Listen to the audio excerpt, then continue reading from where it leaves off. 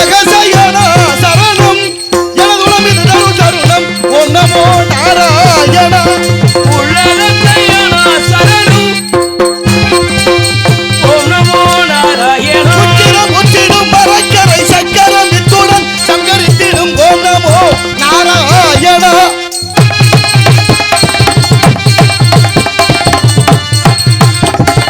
உச்சிரம் உச்சிடும் மரக்கரை சக்கரம் இத்துடன் சங்கரித்திடும் ஓம் நமோ நாராயணா.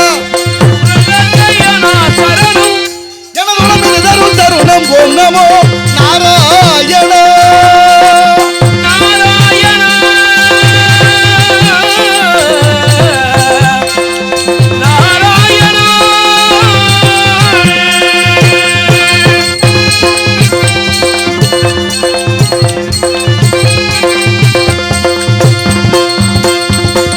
உலகளந்த மரபியர்கள் ஐந்து பல நலம் கொடுத்த நாதா மனித போதா ஓம் நமோ நாராயணா.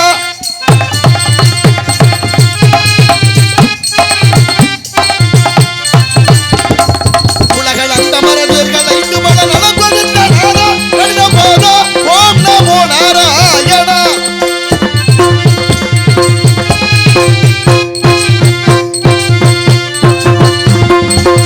உலகசயனா சரணம் எனதுளம் இது தரும் தருணம் ஓம் நமோ நாராயணா. நாராயணா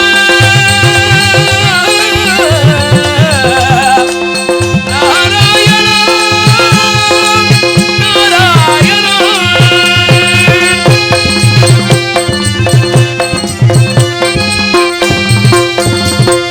ஜெகநாதா திருமகள் மறு மீண்டும் நீதா தவ முனிவர்கள் தொழும்போதா தாரக மந்திர கீத சக்கு சகுராயுதா ஓம் நமோ நாராயணா.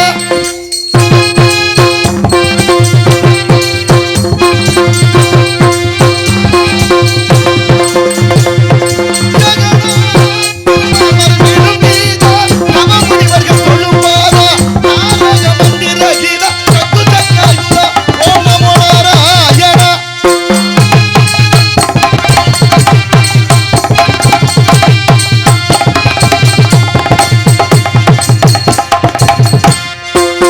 மச்ச குருமவதாரே மாமனரே வந்த ரச்சத பேர் கொண்ட நாயகனே. மச்சகு மகவதாரணா எழநீர் வட்டே மச்சவே பேர் கொண்டு சோதரணி.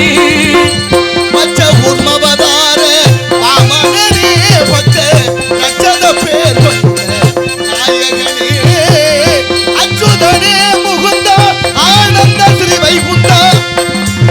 அச்சுதனி முகுந்தா ஆனந்த சிவை குந்தா. அச்சுதனே முகுந்தா ஆனந்த ஸ்ரீ வைகுந்தா. பச்சமிகுந்த முந்தன் பச்சமிகுந்த உந்தன் பச்சமிகுந்த முந்தன் பதமே தொழுவிடமே எனக்கிதமே தரும் ஓம் நமோ நாராயணா. உலகசயனா சரணம் எனதுளம் இது தரும் தருணம் ஓ நாராயணா. ஓம் நமோ நாராயணா. நாராயணா நமோ நாராயணா.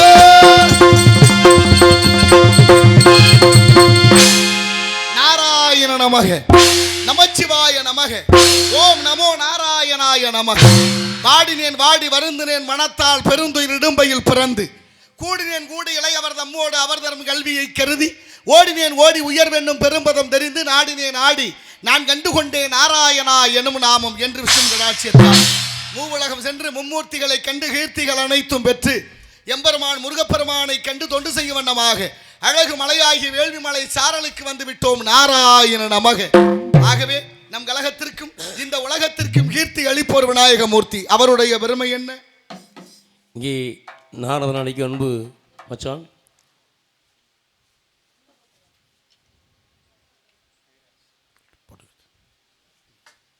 கவிராஜ் அவர்களுக்கு விழா கமிட்டி சிறக மாலை இணைத்து பொன்னாடை இணைத்து கூறப்படுத்தினார்கள். நன்றி நன்றி நன்றி. உடுக்கை இழந்தவன் கைபோல அங்கே இடுக்கன் களைவதான் நட்பு. ஐயன் வள்ளுவன் வாய்மொழி அதற்கிணங்க ஆடை அணிவித்து மாலை அணிவித்து மரியாதை செய்த கிராமத்தார்கள், பெரியோர்கள், தாய்மார்கள், இளைஞர் மன்றத்தார்கள், மகளிர் மன்றத்தார்கள், நல்ல உள்ளங்கள் எல்லோருக்கும் நன்றி, உளமார்ந்த வணக்கம். வணக்கம். ஆகவே நம் கழகத்திற்கு, இந்த உலகத்திற்கும் கீர்த்தி அளிப்பவர் விநாயக மூர்த்தி. அவருடைய பெருமை என்ன? 5 கரத்தினை, ஆணை முகத்தினை, இந்தின் இளம்பரை போல மயிற்றினை, நந்தி மகந்தனை, ஞான கொழுந்தினை புந்தியில் வைத்தடி போற்றுகின்றோம். மூசிக வாகன மோதகஸ்த சாமரகர்ண விளம்பித சூத்திர வாமன ரூப மகேஸ்வர புத்திர விக்கன விநாயக பாத நமஸ்தே.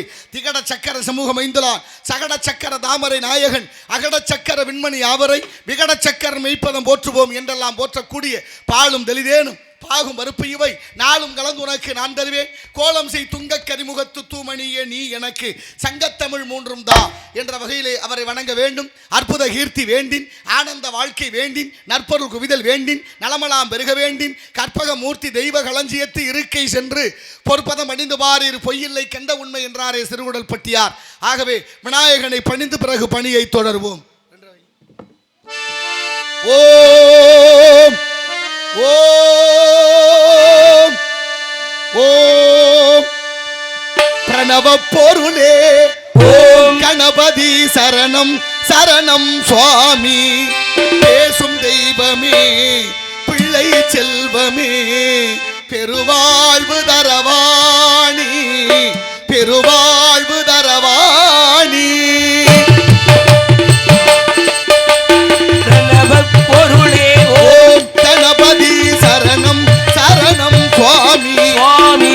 பேசும் தெய்வமே பிள்ளை செல்வமே பெருவாழ்வு தரவாணி பெருவாழ்வு தரவாணி.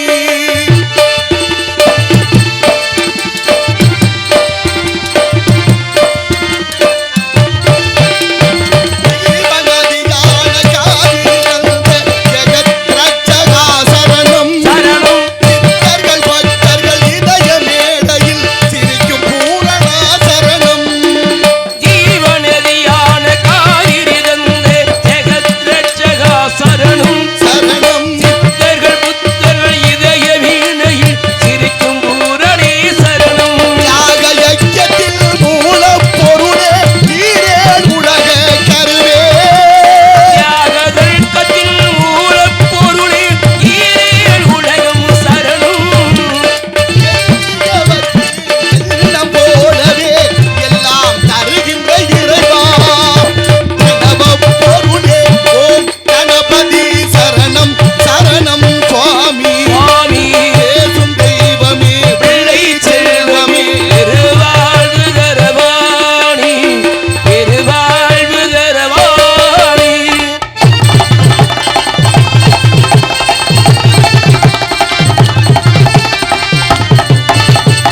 மகாபாரதத்தை நேருவில் எழுதிய மந்திரமூர்த்தியே சரணம் சரணம் மழையாய் அலையாய் ஒளியாய் சுழலும் மகா கணபதே சரணம். மகாபாரதத்தை வேலுடன் எழுதிய மந்திரமூர்த்தியே சரணம் சரணம் மழையாய் அலையாய் ஒளியாய் விழுகும் மகா கணபதி சரணம். பூபாரத்தை சுமந்து இயக்கும் புண்ணிய புருஷனே சரணம். பூபாரதத்தை சுமந்து எழுதும் புண்ணிய புருஷனே சரணம். முக்தியும் சக்தியும் நித்தமும் அருளும் சத்திய ஜோதியே சரணம். கணவப் பொருளே ஓம் கணபதி சரணம் சரணம் சுவாமி. சுவாமி பேசும் தெய்வமே பிள்ளை செல்வமே பெருவாழ்வு தரவாணி பெருவாழ்வு தர வாணி.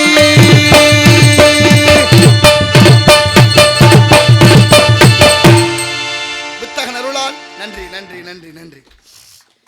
கைதட்டியா நல்ல உள்ளங்கள் எல்லோருக்கும் நன்றி. கைதட்டுறதுக்கு ஒரு மனசு வேணும். மனசு இருந்தால் தான் மார்க்கம் இருக்கு. மனமது செம்மையானால் மந்திரம் செபிக்க வேண்டாம். அமெரிக்கா விஞ்ஞானிகள் ஆய்வு பண்ணி சொல்றாங்க, மாரடைப்பு நோய் வராமல் இருக்கணும்னா கை தட்டணுமா. அதை விட ரொம்ப நாளைக்கு நல்லா இருக்கணும்னா கை தட்டணும். இப்போ புதுசாக ஒரு விஞ்ஞான ஆய்வு சொல்லுது, அமெரிக்கா தான் சொல்கிறான், நாசா விஞ்ஞானிகள், பெண்கள்லாம் கை தட்டினா முடி நீளமாக வளருமா. என்ன சிரிக்கிறீங்க, நம்பிக்கை இல்லையா? ஆஹா அதான் நம்பிக்கை இல்லை. தட்டி பாருங்க வளருதா இல்லையான்னு பார்ப்பேன். இல்லைன்னா போய் கேட்பான் அவங்கள.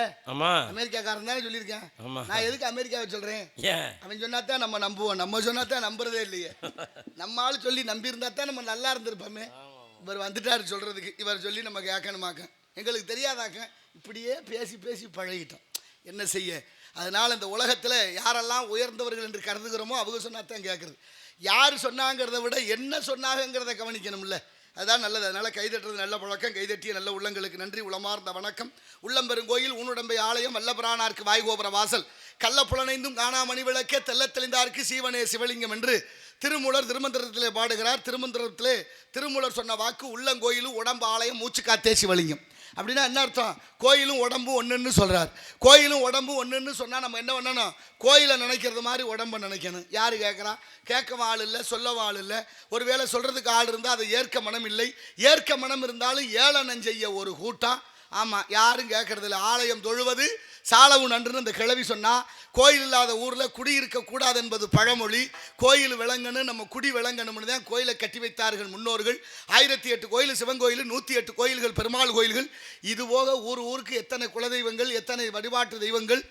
ஆக குன்றிருக்கும் இடமெல்லாம் குமரன் வாழும் இடம், ஆறுபடை வீடு முருகன்.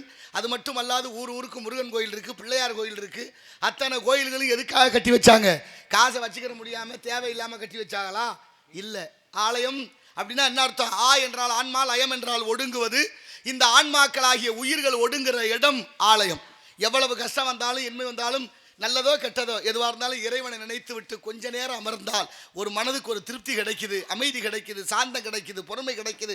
அதுக்கு தான் இந்த இறை வழிபாடு என்பதை இன்றியமையாத ஒன்றாக நம் முன்னோர்கள் ஊருக்கு கோயிலை கட்டி வைத்தார்கள். கோயிலுக்கு போகணும்னா குளிக்கணும்னு தோணும். குளிச்சாச்சுன்னா சரியான ஆடையை உடுத்தணும்னு தோணணும். சரியான ஆடையை உடுத்தி குளிச்சுட்டு கோயிலுக்கு போய் நல்ல விதமாக இறைவனை இறை சிந்தனையோடு நினைக்கணும். கோயிலுக்கு போனதுக்கப்புறம் கண்ட யாபகமும் வரக்கூடாது. ஏன்னா மனம் ஒரு குரங்கு எப்படி கிழக்கு தாவுமோ இந்த மனசும் அப்படித்தான். ஆலயத்துக்கு போனதுக்கு அப்புறம் பல பேருக்கு பல விதமாக போகும். இப்போவும் எல்லாரும் இங்கே உட்காந்துருக்காங்க. யாருக்கு என்னென்ன நினைப்பு இருக்குன்னு மாப்பிள்ளை சரவணகுமாரை கேட்டால் தெரியும். ஆள் இங்கே தான் இருக்காரு. என்ன அமெரிக்கா கூட போயிருக்கு. என்னென்ன நினைப்பு 2 பேரும் கற்பனையிலே மிதக்கிற கோட்டையாலையா இருக்கா இல்லையா? மனமது செம்மையானால் மந்திரம் செபிக்கும். அது மாதிரி கோயிலுக்கு போயாச்சுன்னா மனசை அலைவாய விடக்கூடாது. மாணிக்க வாசகர் பாடியது போல அம்மையே அப்பா ஒப்பிலா மணியே அன்பில் விளைந்த ஆரமுது எங்கு எழுந்தருளுவதனியே உன்னை சிக்கனை பிடித்தேன்னு பாடணுமா கோயிலுக்கு போனான். அதை விட்டு கோயிலுக்கு போனதுக்கப்புறம் செருப்பை கழட்டி போட்டு வந்தேன் கிடக்குமா? எவனை எடுத்துகிட்டு போயிருப்பானா?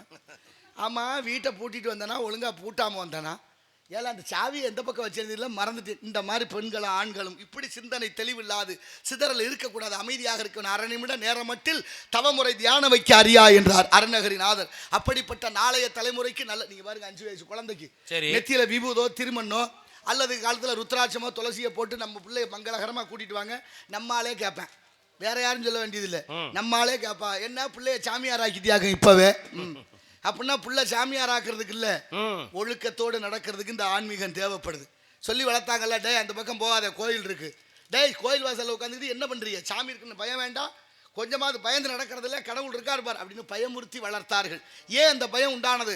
அந்த பயம்தான் நமக்கு பக்தியாக மாறியது. பக்தி தான் நம்மளை செம்மையோடு இருந்தது. ஊருக்குள்ள திருவிழா முகூர்த்த கால் உண்டியாச்சு, காப்பு கட்டியாச்சுன்னா ஊரோட விரதம் இருந்த ஒரு காலம். இன்னைக்கு எப்படி இருக்கு தெரியுமா? விருந்தாடி வந்தவங்கெல்லாம் விரதமாக இருந்தது போக இன்னைக்கு ஊருக்குள்ள திருவிழா, அது கும்பாபிஷேகமாக இருக்கட்டும், இல்லை இந்த மாதிரி ஒரு திருவிழாவாக இருக்கட்டும், சந்தனக்காபிஷேகம், இல்லை செவ்வாய் உற்சவம், மது உற்சவம், இல்லை முளைப்பாரி உற்சவம், எதுவாக இருந்தாலும் சரி, எந்த திருவிழானாலும் சாராயம் முழுமையாக தேவைப்படுது.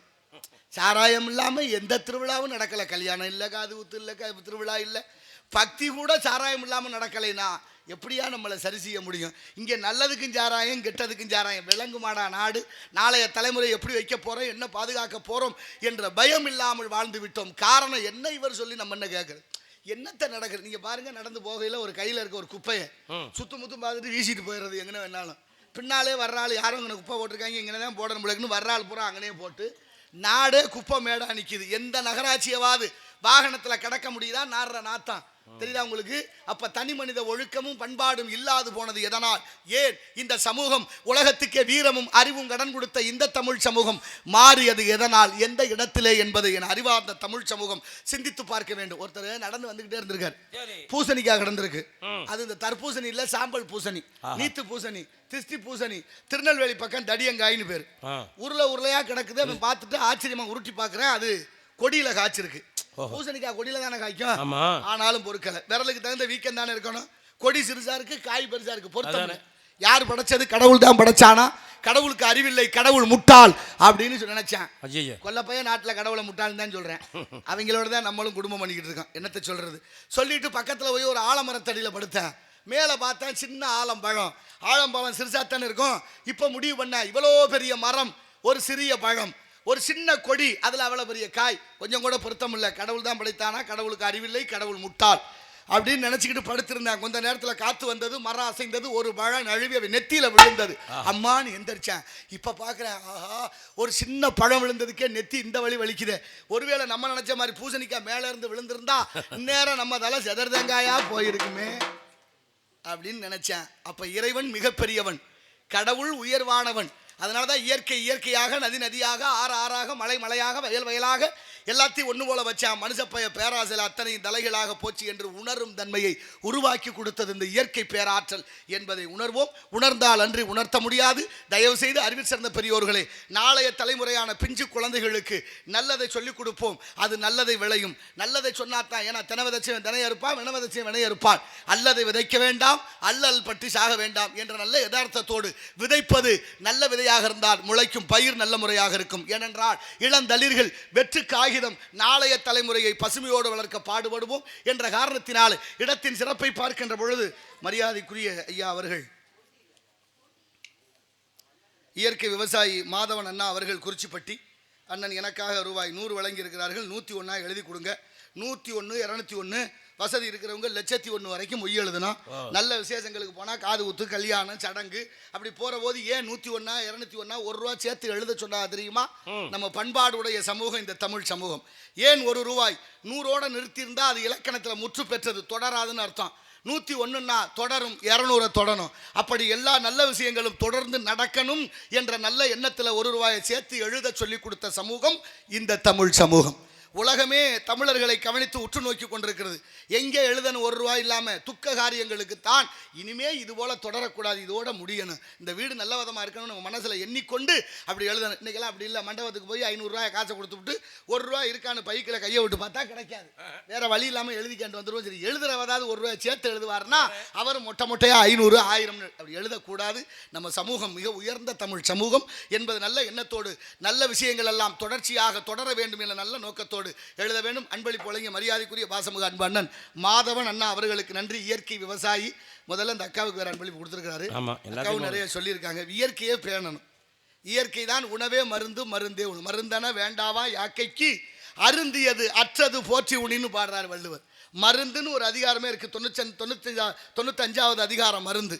அப்படின்னா அதில் 10 பாட்டு எழுதியிருக்காரு. மருந்து என்னென்ன, மருந்து இல்லாமல் போனது என்னென்னு நம்ம பிள்ளைகளுக்கு சொல்லிக் கொடுக்கணும். அப்படிப்பட்ட மருந்தன வேண்டாவா யாக்கைக்கு அருந்தியது அற்றது போற்றி உணின் என்று வள்ளுவ பெருந்தகையினுடைய வாக்கிற்கிணங்க இயற்கையை பேணி காக்கும் அன்னார் அவர்களுக்கு நன்றி, உளமார்ந்த வணக்கம். இயற்கையை யாரெல்லாம் பேணுகிறோமோ அவர்கள் எல்லாம் இயற்கை காப்பாற்றும் என்பதற்கு யதார்த்தம்.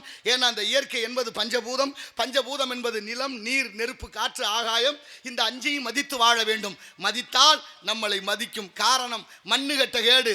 ஒரு நெல்லு போட்டால் களை நெல்லு கொடுக்குது விவசாயத்தில். தயவு செய்து உணருங்கள். கடல்ல விழுந்த பொருள் அது எதுவாக இருந்தாலும் சரி 3 நாள்ல கரை ஒதுங்கும். அதுபோல இந்த பிரபஞ்சத்தில் நம்ம என்ன கொடுக்கிறோமோ அது திருப்பி நமக்கே வரும், 1க்கு 10 மடங்காக.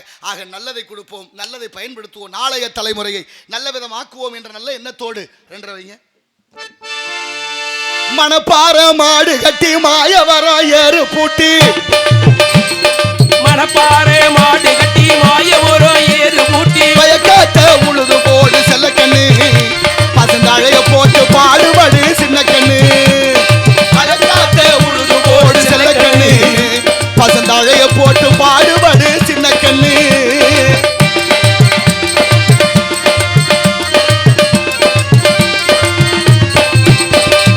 ஆத்தூருக்கு கிழிச்சம்ப பாத்துனா விதச்சு,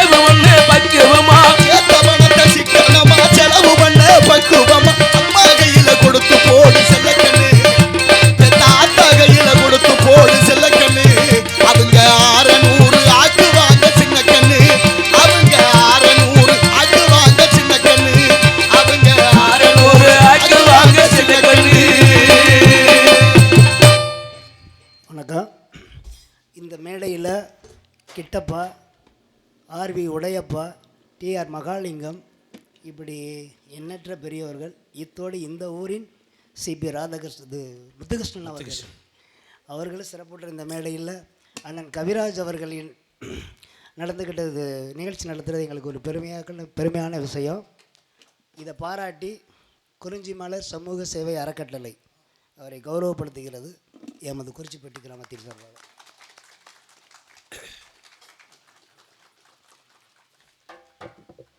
பெரிய பெரிய ஜாம்பவான்கள்லாம் இருந்து இந்த நாடகத்தை வளர்த்து தமிழர்களுக்கு தமிழ் மீது கொண்ட பற்றை குறையாமல் பாதுகாத்து வந்ததனுடைய நீட்சி நாங்கள்லாம் வந்திருக்கிறோம். எங்களால் ஒன்றும் இல்லை, எங்கள் எல்லாத்துக்கும் மேலே இறைவன் என்பவர் ஒருத்தர் இருக்கிறாரு. என் செயல் ஆவது யாதொன்றும் இல்லை யாமறியேன் பராபரமே.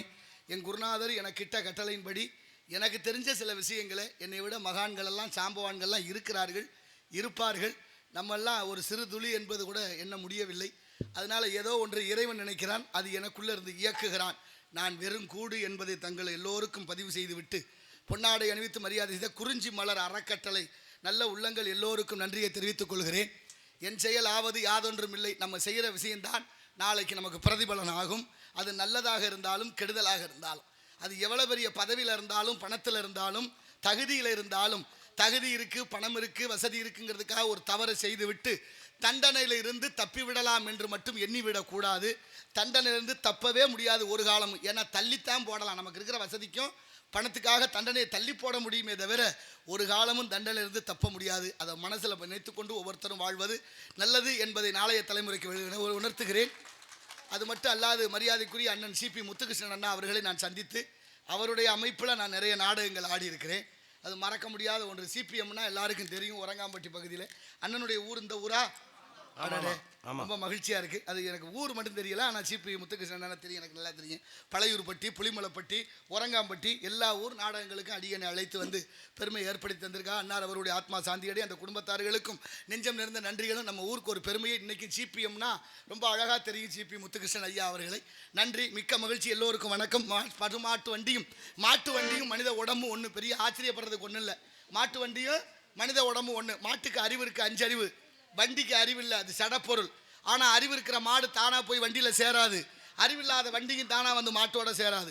மாட்டை வண்டியும் பூட்டி ஓட்டுறதுக்கு எப்படி மாட்டு வண்டி உரிமையாளர் ஒருத்தர் இருக்கிறாரோ அவருக்கு தான் தெரியும் வண்டி மாட்டை எப்போ பூட்டணும், எங்கே ஓட்டணும், எவ்வளோ தூரம் ஓட்டணும், எங்கே ஓட்டி கொண்டு போய் அவுக்கணுங்கிற கணக்கு யார்கிட்ட இருக்குது? இதை போலே என் அறிவில் சிறந்த பெரியோர்களே, அறிவில்லாத இந்த உடம்புல அறிவுள்ள ஆத்மாவை பூட்டி ஓட்டுகிறான் இறைவன் என்ற பரமாத்மா.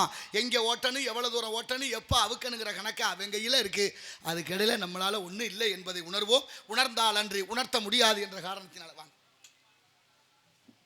மண்ணின் மைந்தர் ராஜநடிகர் சிபி முத்துகிருஷ்ணன் அவர்கள் நினைவாக சகோதரர் சிந்தனை சிற்பி கவிராஜ் அண்ணன் அவர்களுக்கு இந்த 100 ரூபாயை 101 நினைத்துக் கொள்ள வேண்டும் என்று சொல்லும் போதே சொல்லுங்க. 101 ஐயா அவர்களுடைய சார்பாக எனக்கு அன்பளிப்பு வழங்கிய அன்னார் அவர்களுக்கும் குடும்பத்தார்களுக்கு நன்றி, உளமார்ந்த வணக்கம். 101 மணப்பாறை மாடு கட்டி மாயவர ஏற்பூட்டி வயக்காட்ட உழுது போடு செல்லக்கண்ணு பசு தழைய போட்டு பாடுபடுன்னு சொன்னாங்க. இலதலைகள் எல்லாம் மாட்டு சாணங்கள் எல்லாம் போட்டு வயக்காட்டில் உழுது அப்படிலாம் தொழில் செய்து அப்படிலாம் விவசாயம் பண்ண எவ்வளோ அற்புதமாக இருந்துச்சு. அதுலேயும் பாருங்க, பாட்டை எழுதின கவிஞர் ஆத்தூர் கிச்சிலி சம்பா விதை நெல் வாங்கணுமா. ஆத்தூர் கிச்சிலி சம்பா விதை நெல்லை வாங்கிட்டு வந்து நம்ம ஊருக்கு வாங்கிட்டு வந்தா நம்ம ஊர் ஆளை வச்சு விவசாயம் பண்ணணும்ல. ஆனா மதுரை சில்லா ஆளை வச்சு அதை உழுது விதைக்கணுமா. ஏன்னா அவங்களுக்குன்னு ஒரு மாண்பு இருக்கா. மாடு கட்டி மாளாது என்று சொல்லி யானை கட்டி போறது சென்னல் என்று பாடிய மதுரை எம்பதி என்று பேர். பாண்டிய நாட்டுக்கு அப்படி ஒரு பேர் இருக்கு. அப்படி மதுரை ஆளுகளை வச்சு விதைச்சு அறுத்து எங்க கொண்டு வைக்கணும்? விருதுநகர்ல பொள்ளாச்சியில கொண்டு போய். மறந்துட்டீங்களா நீங்க? அதுக்குள்ளேயும் பொள்ளாச்சி. ஆமா, பொதிய ஏத்தி வண்டியில பொள்ளாச்சி சந்தையில. நீங்க இங்க எல்லாம் விக்காம பொள்ளாச்சி சந்தை வியாபாரியா? பொள்ளாச்சி சந்தைக்கு கொண்டு போனா பொள்ளாச்சி வியாபாரி கிட்ட விற்க வேண்டியது. ஆனா திரும்ப விருதுநகர் வியாபாரி கொண்டு வந்துட்டாரு பாருங்க. விருதுநகர் வியாபாரி கிட்ட விற்கணுமா. விருதுநகர்னா என்ன ஞாபகம் வரும்? விருதுநகர்னாலே என்ன, காமராஜர் ஐயா பிறந்த ஊரு சொல்லணும். ஆமா, கர்ம வீரர் காமராஜர். ஒவ்வொரு ஊருக்கும் ஒரு பேர் இருக்குல்ல. அப்படிப்பட்ட விருதுநகர் வியாபாரிகிட்ட விற்கணும். நான் கேட்குறேன், மணப்பாறையில் மாடு, மாயவரத்தில் போய் கலப்பை, எங்கெங்கெல்லாம் ஒவ்வொரு பொருளை வாங்க சொல்லி பாட்டு எழுதியிருக்காரு கவிஞர்னா ஒரு பொருளுக்கு ஒரு ஊர் பிரசித்தமாக இருந்திருக்கு. பிரசித்தி பெற்றிருந்திருக்கு. அப்படிப்பட்ட மகத்துவம் வாய்ந்த இந்த தமிழ்நாடு, வேளாண்மையில் சிறந்து விளங்கிய சோழவள நாடு, இன்னைக்கு குறுகி குறுகி குறுகி குறுகி வந்துகிட்டு இருக்கோம். என்ன காரணம்? ஏன் எதனால வேளாண்மையை கைவிட்ட நாடெல்லாம் பிச்சை எடுக்குது? உழுதுண்டு வாழ்வாரை வாழ்வார் மற்றெல்லாம் தொழுதுண்டு பின் செல்பவர். நோய் வந்தது அதிகமாக உணவின் மாற்றமாத்தான். உணவு எப்போ மாறிச்சோ அதன் மூலமாக நமக்கு நோய்கள் அதிகமாக வந்துருச்சு என்பதை உணர்வோம். பாரம்பரியமான அரிசிகள் 120 நாள் விளைஞ்சது, 6 மாதம். அதையெல்லாம் பயிருக்குள்ளே இறங்கினா நம்ம தலையே தெரியாத அளவுக்கு வளரும். அப்படி வளர்ந்த நெல் நானே விவரம் தெரிய அளவுக்கு பார்த்துருக்கிறேன். ஆனால் இன்னைக்கு முழங்காலுக்கும் கீழே இருக்கு. வண்டியை உள்ளே இறக்கி அறுத்து வைக்கல் இல்லாமல் எப்படியெல்லாம் பாருங்க. அடி காட்டுக்கு நடு வீட்டுக்கு, நடு மாட்டுக்கு முனி வீட்டுக்குன்னு சொல்லி வச்ச பழமொழி நமக்கு. ஔவையார் போய் சோழ மன்னனுடைய சபையில உட்காரும் போதே வரப்பு உயரன்னு சொல்லிட்டு உட்கார்ந்தா. வரப்பு உயரன்னு ஒரு வார்த்தை, அதுக்குள்ள எத்தனை அர்த்தங்கள் பாருங்கள். வரப்பு உயர நீர் உயரும், நீர் உயர்ந்தால் நெல் உயரும், நெல் உயர்ந்தால் குடி உயரும், குடி உயர்ந்தால் கோன் உயர்வான். அப்படிப்பட்ட உலக அரங்கிலே மன்னனும் மக்களும் பேசப்படுவார்கள் என்று நீர் மேலாண்மையை ஔவையே உதாரணப்படுத்தி இருக்கிறார். என்றால் வரப்பை உயர்த்தி கட்டி தண்ணீரை நிரப்பி வயலுக்குள்ள நெல் பயிர் வளரும். அறிவு சிறந்த பெரியோர்களை, நவதானிய பயிர் இருக்குல்ல, எள்ளு கொள்ளு துவரை உளுந்து எள்ளு எல்லாம் இருக்கா, அது தண்ணிக்குள்ள வளராது. நவதானிய பயிர்கள் தண்ணீருக்குள்ள வளராது, ஆனா தண்ணி தேவைப்படும். தண்ணியை பாய்ச்சிட்டு வடிச்சிடணும், அது காய காய அந்த பயிர் வரும். ஆனா நெல் அப்படி இல்லை, வரப்போ உயர்த்தி கட்டி தண்ணிக்குள்ளே வளரும். நெல் இயற்கையா செயற்கையா? நெல் செயற்கை. நெல்லை கண்டுபிடிச்சி 8800 ஆண்டுகள் ஆச்சுன்னு வரலாறு சொல்லுது. நெல்லை யார் முதல்ல கண்டுபிடிச்சான்னு ஒரு கேள்வி இருக்கு. ஆனாலும் நெல்லை முதல்ல எங்க இருந்துச்சான்? நெல்லையை கண்டுபிடிச்சவன் நெல்லையப்பன்னு பேரு. நெல்லை கொஞ்சமா வச்சிருந்தா அதை தெளிச்சு உற்பத்தி பண்ணணும் தான் நெல்லை தெளிச்ச இடம் திருத்தளிச்சேரின்னு பேரு. நெல்லுக்கு வேலையிட்டதுனால தான் திருநெல்வேலின்னு பேரு. அப்படிப்பட்ட மகத்துவம் வாய்ந்த நெல்லை பரந்த நிலப்பரப்புல வரப்பு உயர்த்தி கட்டி நீர் ஆதாரத்தை பெருக்கினால் தண்ணீர் பூமிக்கு அடியிலையும் செல்லும், ஆவியாகி மேகத்துக்கும் செல்லும். வருண பகவான் மழை என்ற அந்த சீர் குறையாமல் இந்த நாட்டில் இருந்தது. இந்த நாட்டில் 2 இடத்துல தான் அதிகமாக மழை பெய்யும், ஒன்று சிறப்புஞ்சி, இன்னொன்று பவானி. இன்னைக்கு 6 மாதம் மழை பெய்கிற பவானியில் ஒரு நாள் கூட பெய்கிற அளவுக்கு இல்லாமல் மேட்டூரான வத்தி போய் கிடக்கு இன்னைக்கு நிலைமை. ஆனாலும் நீங்கள் கிராமத்தார்கள் அன்போடு எல்லோருக்கும் கேட்டுக்கிறேன், நம்ம ஊரை சுற்றி இருக்கிற நீர்நிலை கம்மாய் குளம் குட்டை ஏரி தாங்கல் அப்படிங்கிற எல்லா ஊரணி எல்லாத்தையும் சுத்தம் செய்து நீர் மேலாண்மை கையில் எடுங்க. இனி வரும் காலங்கள் நீர் இல்லாமல் வாழ முடியாது என்ற யதார்த்தத்தை உணர்வோம். அப்படிப்பட்ட நல்ல இயற்கையோடு சேர்ந்து வாழ வேண்டும் என்ற உங்கள் எல்லோருக்கும் என்னால் இயன்றதை கூறி அடுத்த நிகழ்வுக்கு தொடங்குவோம். நல்ல விஷயமான இடத்தை பார்க்கின்ற பொழுது ஆகா, பெண்கள் எல்லாம் கருணைய வடிவமானவர்கள், தாய்மார்கள். ஒரு பெண் என்ன செய்யறா தெரியுமா? கல்யாணம் பண்ணி கொடுத்தா ஒரு குழந்தையை பெற்றெடுக்கணும், அது அவளுடைய தர்மமா. ஆமா, அந்த புறநானூற்று பாடல் சொல்லுது, ஈன்று புறந்தறுதல் எந்தலை கடனே. ஈன்று புறந்தறுதல் எந்தலை கடனான திருமணமான 1 வருஷத்துக்குள்ள அந்த குழந்தைய ஒரு பெண்ணு பெற்றெடுக்கணும். சான்றோன் ஆக்குதல் தந்தைக்கு கடனை. ஒரு குழந்தைய பெத்தாச்சுன்னா அவங்க அப்பா அந்த பிள்ளைய நல்லவன ஆக்கணுமா. சான்றோன் ஆக்குதல் தந்தைக்கு கடனை. சரி, 2 பேருக்கு அந்த பொறுப்பு இருக்கு. 3வது யாரு? நன்னறி நல்குதல் வேந்தனுக்கு கடனே. நன்னறி நல்குதல் வேந்தன்னா யாரு? நாட்டை ஆளக்கூடிய மன்னர் காலத்துல பாடப்பட்ட பாட்டு. இது இன்னைக்கும் பொருந்தும் இல்ல. நாட்டை ஆள்றவங்க மக்களை நல்ல விதமா நெறிகளை சொல்லி வளர்க்கணும் மாணவர்களுக்கு, அதானே உண்மை. அதனால தானே ஒரு நாட்டோட வளம் வகுப்பறையில் தீர்மானிக்கப்படுது. இப்போ எல்லாம் சினிமா பாட்டை சொல்லி குத்தாட்டம் போட்டு நடத்துறாங்க ஆசிரியர்களும் மாணவர்களும். எப்படி போச்சு பாருங்க. எல்லாத்தையும் வேடிக்கை தான் நம்மளும் பார்க்குறோம். என்ன செய்யறது? எவ்வளவு மோசம் பத்தியெல்லாம் எங்கே போகுது? அப்ப தாய் கருணையானவள். ஒரு குழந்தைய 7200 மணி நேரம் கருவுல சுமக்கிறா ஒரு தாய். 7200 மணி நேரம் சுமந்து 9 மாதம் 9 நாள் 9 மணி நேரம் 9 வினாடி 9 நிமிடம் அப்படி கணக்கு இருக்கு. அப்படிப்பட்ட கணக்கோட 10வது மாதம் கணக்கு. 10வது மாதம் குழந்தை தலைகளாக திரும்பி பூமியை நோக்கி கதறிக்கொண்டு வருகிற பொழுது அந்த பிள்ளையை பார்த்தோன்னே தாய்மை அடைகிற சந்தோஷம் இருக்கே, அதுக்கு இல்லையே இல்லை. அப்பேற்பட்ட குழந்தைக்கு நம்ம சாப்பிட்டா எதுவும் சேருமோ சேராதோன்னு ஈ கடிக்காம எறும்பு கடிக்காம வாயை கட்டி வயிற்ற கட்டி தாளாட்டி சீராட்டி வளர்த்தா அந்த பையன் ஒரு 5 வயசுல நடந்து வரும்போது கேட்டு பாருங்க, தம்பி யார் மையண்டா அப்படின்னா அவன் படக்குன்னு முருகன் மையங்கிறேன். முருகனா சுமந்தாரு? சுமந்தது அந்த அம்மா பேர் உங்களுக்கு வருது. ஏன் விட்டு கொடுக்குறாங்க தியாகசீலங்கள். இன்னைக்கும் பேர் சொல்லும் போது பாருங்க, திருமதி சரவணகுமார், திருமதி முருகன், திருமதி ஜெயராசு. ஏன் வருது திருமதின்னு? பேரை சொல்லணும்ல. ஏன்னா திருமதி ஆம்பளையால் பேரை சொன்னா மனைவிங்கிற பேர் தெரியுமா. தன்னை மறைத்து கொண்டு மற்றவர்களுடைய தன் கணவனுக்கு பெருமையை கொடுப்பவள் தான் பெண். பெண் என்ற வார்த்தை எங்க இருந்தது? பேன் என்ற பகுதி அடியாக பெண் என்பவள் வந்தாள். அப்பேற்பட்ட பெண்ணின் பெருந்தக்கை ஆவல. பெண்ணை போற்றாது நாடு விளங்காது, வீடு விளங்காது என்பதை யதார்த்தம். யார் வீட்டிலேயே பிறக்கிறா? பெத்த தாய் தகப்பனை விட்டு, அண்ணன் தம்பியை விட்டு, சுற்றத்தாரை விட்டு நீங்க கட்டின தாலி கயித்துக்கு உங்களோட ஐக்கியமாகிறாள் அந்த பெண்ணு. அந்த பெண்ணை போற்றாது நாடு விளங்காது, வீடு விளங்காது. ஒரு வீட்டில் என்னைக்கும் யோசிச்சுங்க, பொம்பளை பிள்ளை அழுகக்கூடாது அதிகமா. பெண்ணும் பசுமாடு வீட்டில் அழுதா தருத்துறோம். அதை முதல்ல ஒன்று எதுக்கு அழுகணும்னு காரணம் இருக்கணும். அழுக கண்ணீர்ல 2 இருக்கு. பாருங்க, அழுக கண்ணீர், ஒன்று ஆனந்த கண்ணீர். உலகத்தில் சிறந்த நீர் 2 நீர், ஒன்று கண்ணீர், இன்னொன்று உமிழ் நீர். கண்ணீர் 2 பக்கம் வரும், ஒன்று இந்த பக்கம் வரும், இந்த பக்கம் வரும். இந்த ஓரத்தில் வந்தால் அழுகை கண்ணீர் உப்பு கைக்கும், இந்த ஓரத்தில் வந்தால் ஆனந்த கண்ணீர் அது இனிக்கும். இதை 2ஐயும் சிறந்து அடுத்து உமிழ் நீர் என்ற எச்சில். உலகத்தில் சிறந்த நீர் 2 நீர், ஒன்று கண்ணீர், இன்னொன்று உமிழ் நீர். இன்னைக்கும் பாருங்க, நோய் வந்துட்டா எச்சியை தொட்டு வச்சா ஆறும், அவ்வளோ மகத்துவம் இருக்கு இந்த எச்சிலுக்கு. ஆனாலும் எச்சில் மற்றவர்களுக்கு கெடுதல் என்பதையும் உணர வேண்டும். எதாவது எங்கெங்கே எப்படி இருக்கு. இன்னைக்கு பாருங்க, நாய்க்கு ஒரு புண்ணு வந்தா நக்கியே ஆத்திருது இல்ல. அப்படிப்பட்ட மகத்துவம் வாய்ந்த தாய்மார்கள் பிள்ளைகளை வளர்க்கிற அதிக பொறுப்பு பெண்கள்கிட்ட இருக்கு. நீங்க காலையில தூங்குற பிள்ளை எப்படி எழுப்பணும்? கண்ணு, என் ராஜா, என் தங்கம், என் வைர மாமலை, என் வைடூரிய மாமலை, எந்திரிங்க சீக்கிரம், பொழுது விடிஞ்சிருச்சு, பள்ளிக்கூடம் போகணும். நீங்கள் போகலைன்னா பள்ளிக்கூடமாகவே இருக்காதா? நீங்கள் தான் வகுப்பில் நல்ல மாணவன் வாத்தியார் பேசிக்கிறாரு, சீக்கிரம் எந்திரிங்க, ரொம்ப அழகாக இருக்கிறீங்க, நாளைக்கு நம்ம மாவட்ட ஆட்சியராக வரலாம், சிவகங்கைக்கு சொல்ல முடியாது, மேலூர் கூட வட்டாட்சியாக வரலாம், இன்னும் சொல்ல போனால் பெரிய பெரிய காவல்துறை அதிகாரியாக வரலாம், உங்கள் முகம் இருக்கிற அளவுக்கு நீங்கள் பெரிய நடிகராக கூட வரலாம். நடிகராக வந்தால் ஒருவேளை உங்களுக்கு நாடே கிடைச்சாலும் கிடைக்கும் அப்படின்னு சொல்லி அதாவது என்ன சொல்லணும், நேர்மறை சிந்தனையை விதைக்கணுமா இல்லையா? எதுக்கு சிரிக்கிறீங்க நீங்க? இப்படி தயா என்னை வம்புல மாற்றுறதுல நீங்க புரியாது தெரியலையா? நான் ஏதாவது ஒன்று சொல்ல போக நீங்க என்னத்தையாவது கற்பனை பண்ணி இப்படித்தான் பணம் பழம் விழுந்தா காக்கா தள்ளிடுச்சுன்னு சொன்ன கதை தான். என்னத்தேன சொன்ன நமக்கு தேவையில்லை, அது பெரிய இடத்து பொல்லாப்பு, அரமணை, கோழி முட்டை, அம்மிகளை உடைக்கும் அப்படி சொல்லி எழுப்புனா அந்த குழந்தைக்கு புத்துணர்ச்சியா இருக்குமா. இப்போல்லாம் வீட்டில் எழுப்புறது எப்படி தெரியுமில்ல, 2 தடவை எழுப்பி பாரு, சனியை எந்திரிக்கிறாரு, அது அப்ப மாதிரியே தூங்குறான், எருமை மாதிரி. இப்படியா எழுப்புறது? ஆத்தா மாதிரி சிரிக்க தெரியும். நம்ம குழந்தைகளுக்கு நேர்மறை சிந்தனையை சொல்லி நாளைய பண்புள்ளவர்களாக ஆக்கணுங்கிற கணக்கு வழக்கு யார்கிட்ட இருக்கு? தாய்மார்கள்கிட்ட இருக்கு. தாய்மார்களே, நீங்க நினைத்தால் தான் ஒரு மாற்றத்தை உருவாக்க முடியும். நீங்க பாருங்க, தாய்மார்கள்லாம் கருணையே வடிவமான அந்த காலத்துலலாம் வீட்டு வாசல்ல அரிசி மாவுல கோலம் போட்டோம்ல. ஏன் அரிசி மாவுல கோலம் போடணும்? அரிசி மாவுல கோலம் போட்டால் எறும்பு சாப்பிட்டா வம்சம் நல்லா இருக்குங்கிற ஐதீகம் நம்மகிட்ட இருக்கு. இன்னைக்கு கோலம் தான் போட முடியல. அதுலேயும் மாமியா மருமக இருக்கிற வீடுன்னு வச்சுக்கோங்க, சாயந்தரமாக லேசாக வாய் தகராறு வரட்டும் மாமியாவுக்கு மருமகளுக்கு. காலையில் எந்திரிச்சு அந்த அம்மா போயிடுவா, போடுவா நமக்கு என்ன, இந்த அம்மா எந்திரிச்சு போடுவாங்க, என்ன நம்ம வந்து நாளை எத்தனை நாள் போடலை அப்படின்னு 2 பேரும் ஆளுக்கு ஒரு பக்கமாக போக வாசல் வெறும் வாசலாக போயிடும். அப்படி இருக்கக்கூடாது. பழைய சோறு சாப்பிடும்போது சோத்துல எறும்பு கிடந்தா எடுத்து போட்டு சாப்பிட்டோம்ல, எடுத்து போட்டு சாப்பிடு கண்ணு நல்லா திரும்பி சொல்லி வளர்த்தாங்கல்ல. அப்படின்னா எறும்பை எடுத்து போட்டதுனால கண்ணு நல்லா தெரியாது. உண்மையிலேயே எறும்புகளுக்கு கண்கள் இல்லை. கண்ணில்லாத சீவராசி எறும்புகளுக்கு உணவு கொடுத்தால் வம்சம் நல்லா இருக்குமேங்கிறது ஐதீகம். ஆகையினால அறிவில் சிறந்த பெரியோர்களே, அந்த காலத்திலே அரிசி மாவுல கோலம் போட சொல்லி கொடுத்த சமூகம் இந்த சமூகம். அரிசி மாவுல கோலம் போட்ட காலம் போய் இன்னைக்கு வீட்டுக்குள்ள எறும்பு வரக்கூடாதுன்னு கோடு கிழிக்கிறோம். ஒரு குச்சி கண்டுபிடிச்சிருக்காங்களே, கிழிச்ச கோட்டை எறும்பு தாண்டுனா செத்துருவோம்னு எறும்புக்கு பயம் வந்துருச்சு. தெரியுது. மனுஷன் சொல்லி பேச்சா கேட்கல, போகாதேன்னா அங்கதான் போறேன், செய்யாதேன்னா அதைத்தான் செய்யறேன். யாருக்காவது சொல்லி பாருங்க, டே ஏன்டா அந்த மாதிரி பண்றீங்க? யாரு பண்ணல? டே ஏன்டா அப்படி குடிச்சு தொலைறீங்க? எவன் குடிக்கல? ஏன்டா இது உங்களுக்கே நல்லா இருக்கா, நீங்க என்ன யோக்கியமா கேட்கறானா இல்லையா? நான் ஒரு ஆள் குற்றவாளினா நீங்க எல்லாரும் சேர்ந்து என்னை திருத்திடலாம்.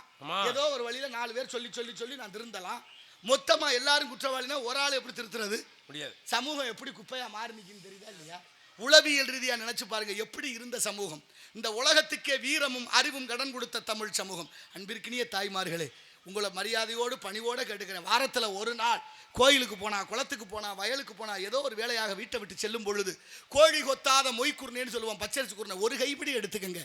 அதை எடுத்துட்டு போங்க. எங்கேயாவது உங்க கண்ணுக்கு எறும்பு புத்து தெரிஞ்சா அதுல போடுங்க. 1000 பேருக்கு அன்னதானம் இட்ட பலன் உங்க வீடு வந்து சேரும். நம்ம குடும்பம் நலமோடு இருக்கும் என்ற நல்லதை விதையுங்கள், நல்லதை எடுப்போம். ஆகினாலே நாளைய தலைமுறைகளுக்கு பண்பற்றவரை சொல்லி வைப்போம் என்ற நல்ல எண்ணத்தினால் இடத்தின் சிறப்பை பார்க்கின்ற பொழுது அஞ்சரவைங்க. மனிதன் நினைப்பதுண்டு வாழ்வு நிலைக்கும் என்று, இறைவன் நினைப்பதுண்டு பாவம் மனிதன் என்று. மனிதன் நினைப்பதுண்டு வாழ்வு நிலைக்கும் என்று, இறைவன் நினைப்பதுண்டு பாவம் மனிதன் என்று. மனிதன் நினைப்பதுண்டு வாழ்வு நிலைக்கும் என்று.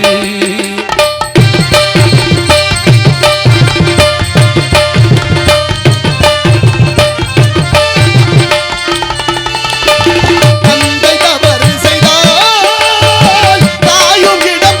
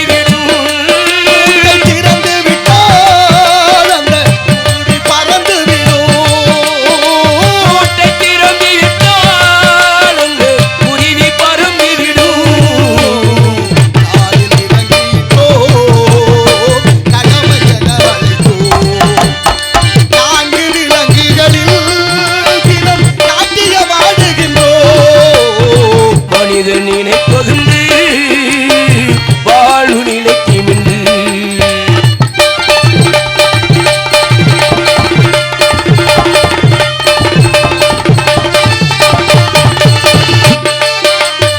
விதியின் ரதங்களிலே நாம் விரைந்து பயணம் செய்தால் விதியின் ரதங்களிலே நாம் விரைந்து பயணம் செய்தால் அதிலும் மயங்குதடா சிறு மனமும் கடங்குதடா மதியும் மயங்குதடா சிறு மனமும் கலங்குதடா.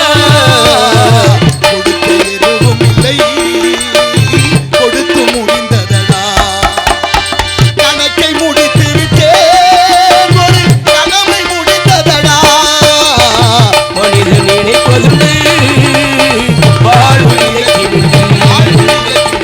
வாழ்வு நிலைக்கும் என்று. நன்றி நன்றி நன்றி நன்றி நன்றி நன்றி வாடிய பயிரை கண்டபோதெல்லாம் வாடினேன் இறைவா என்று வள்ளலார் பிறந்த பூமி. பயிர் வாடினால் கூட உயிர் வாடியதாக கருதிய மகான் ராமலிங்கம் பிள்ளை. வயசு 7. சோமு செட்டியார் வீட்டில் பிரசங்கம். அண்ணன் ஜபாவதி பிள்ளைக்கு உடம்பு சரியில்லை. கூப்பிட்டு சொல்றாரு, தம்பியை ராமலிங்கம் செட்டியார் வீட்டுக்கு போய் இப்போ கற்பூரம் காட்டி பிரசாதம் கொடுத்துட்டு வாங்கன்னாரு.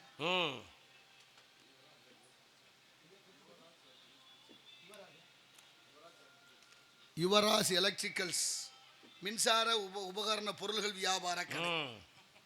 அப்படிப்பட்ட மின்சார உபரி பொருள்கள் வியாபார கடையின் உரிமையாளர் யுவராஜ் அண்ணார் அவர்கள் குறிச்சிப்பட்டி. மரியாதைக்குரிய அண்ணா எனக்கு 101 ரூபாய் வழங்கியிருக்கிறார்கள். நன்றி நன்றி.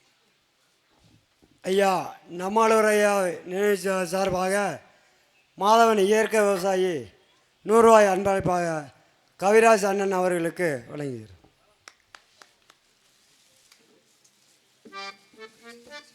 நன்றிங்கண்ணா. மிகப்பெரிய சாம்பவான் நம்ம பெரியார், நம்ம பெரியவர் ஐயா நம்மாழ்வாரை ஞாபகப்படுத்திட்டீங்க. நம்ம எல்லாருக்கும் தெரியும், இந்த வேப்ப மரமெல்லாம் இருக்குது பாருங்கள். நம்ம ஊர்களில் எல்லா ஊரில் இருக்குது. தமிழ்நாடு முழுவதும் வேப்ப மரம் இருக்குது. வேப்ப மரத்தை ஒரு நேரம் அமெரிக்காக்காரன் காப்புரிமை வாங்கிட்டேன். வேப்ப மரத்தை அமெரிக்காக்காரர்கள் காப்புரிமை பெற்று விட்டார்கள். கண்ணீர் விட்டு அழுகிறார் நம்மாழ்வார், நம்ம பெரிய தகப்பன். என்ன செய்கிறார், 13 பேர் சேர்ந்த ஒரு குழு ஜெர்மனியா லண்டனோ ஏதோ ஒரு ஊரில் நாட்டில் போய் வழக்கு தொடுக்கிறாங்க. அங்கே வழக்கு தொடுத்து 1 வருஷம் அந்த வழக்கு விசாரணையில் போய்கிட்டே இருக்குது.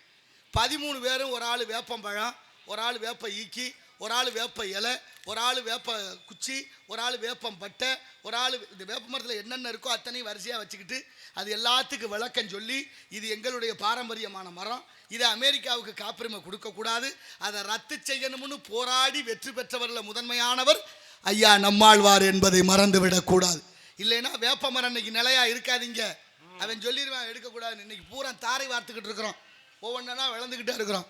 அப்படிப்பட்ட மகத்துவம் வாய்ந்த ஐயா நம்மாழ்வார் சொன்ன விஷயங்கள் எல்லாம் கடைபிடித்தால் ஒரு வீடு, ஒரு நாடு, ஒரு வயல் எப்படி இருக்கணும் என்பதற்கு முன்னுதாரணமாக வாழ்ந்து விட்டு மறைந்தவர் ஐயா அவர்கள். அவர் சார்பாக சொல்லி எனக்கு அன்பளிப்புலங்க அண்ணார் அவர்களுக்கும் மாதவன் அண்ணா அவர்களுக்கும் குடும்பத்தார்களுக்கு நன்றி, உளமார்ந்த வணக்கம். நீங்கள் பிள்ளைய அப்பா அடிச்சு விட்டாருன்னா அம்மா குறுக்க வந்துடுவான். எதுக்கு அடிக்கிறிய பிள்ளைய? அவன் என்ன பெருசாக தப்பு பண்ணிவிட்டேன், உலகத்தில் இல்லாத தப்பை நீங்கள்லாம் அந்த காலத்தில் தப்பு பண்ணாமையா இருந்திய மேற்கொண்டு அங்கே போயிருந்துருக்கு. அப்படியே தாய்க்கு கருணை தாங்காது இல்லை பிள்ளைகள். அதான் எந்த குழந்தையும் நல்ல குழந்தை தான் மண்ணில் பிறக்கையில் அவர் நல்லவராவது தீயவராவதும் அன்னை வளர்ப்பினிலேன்னு. உங்களுக்கு தெரியுமா, 2 பயலுக்கு பள்ளிக்கூடத்துக்கு போயிட்டு வீட்டுக்கு வந்துக்கிட்டு இருக்காங்க. 2 பிள்ளைங்க, சின்ன பசங்க. வரும்போது ஒரு மாந்தோப்பு வழியாக வர்றாங்க. மாந்தோப்பில் 2 மாங்காய் கீழே விழுந்து கிடக்கு. அவன் சுத்தம் பார்த்துட்டு அந்த மாங்காய் எடுத்து பைக்கில் வச்சுட்டு வீட்டுக்கு போனேன். வீட்டில் கொண்டு போய் கொடுக்குறேன். அவங்க அம்மா வர்ற வழியில் 2 மாங்காய் கிடந்துச்சு, இந்தாங்கன்னு. அந்த அம்மானா என்ன செய்யணும், ஒரு இன்னைக்கு இருக்கிற சூழ்நிலை என்ன சொல்லியிருப்பா, அன்னைக்கும் சரி இன்னைக்கும் சரி, சில பேர் எல்லாரையும் சொல்ல முடியாது இல்லை. ஏன்டா 2 தானே எடுத்தேன், இன்னும் 2 சேர்த்து எடுத்திருந்தா நம்ம வீட்டில் ஊறுகாய் போட்டிருக்கலாம், அம்மா சின்னம்மா வீட்டு கொடுத்துருக்கலாம், சித்தப்பா வீட்டு கொடுத்துருக்க, பொழைக்க தெரியாத வேலை எடுத்துருக்கிறீங்க, இன்னும் 2 சேர்த்து எடுக்காமல் நீங்கள் கையை கட்டாதீங்க, கதையை சொல்கிறேன் அப்படின்னு சொன்னான். ஆனால் அப்படி தானே சொல்லுவாங்க. ஆனால் அந்த அம்மா கொதிச்சுட்டா. எப்படா எடுக்க போச்சு, சொல்லாமல் எடுக்கலாமான்னு அந்த பையில போட்டு அடித்து இழுத்துக்கிட்டு அந்த மாந்தோப்புக்கு வர்றான். மாந்தோப்பில் ஒரு காவலாளி இருந்தார். அவர் பார்த்துட்டு என்ன இந்த அம்மா அந்த பையில அப்படி அடிக்கிறாள், என்ன வரும், ஏம்மா ஏன் அடிச்சு இழுத்துட்டு வர, என்ன விஷயம், பிள்ளை அழுகிறானே, என்னம்மா, ஒன்றும் இல்லையா, வரும்போது பள்ளிக்கூடத்துலேருந்து வரும்போது உங்கள் மாந்தோப்பு வழியாக வந்திருக்கிறேன், என் மையன் கீழே விழுந்து கிடந்திருக்கு 2 மாம்பழமா மாங்காயோ, அதை எடுத்துகிட்டு வந்துட்டேன் என் மையன், அது தப்புன்னு நான் அவனுக்கு தண்டிச்சிட்டேன், தண்டனை கொடுத்துட்டேன், இந்தாங்க உங்கள்கிட்ட மாங்கான்னு கொடுத்தான்.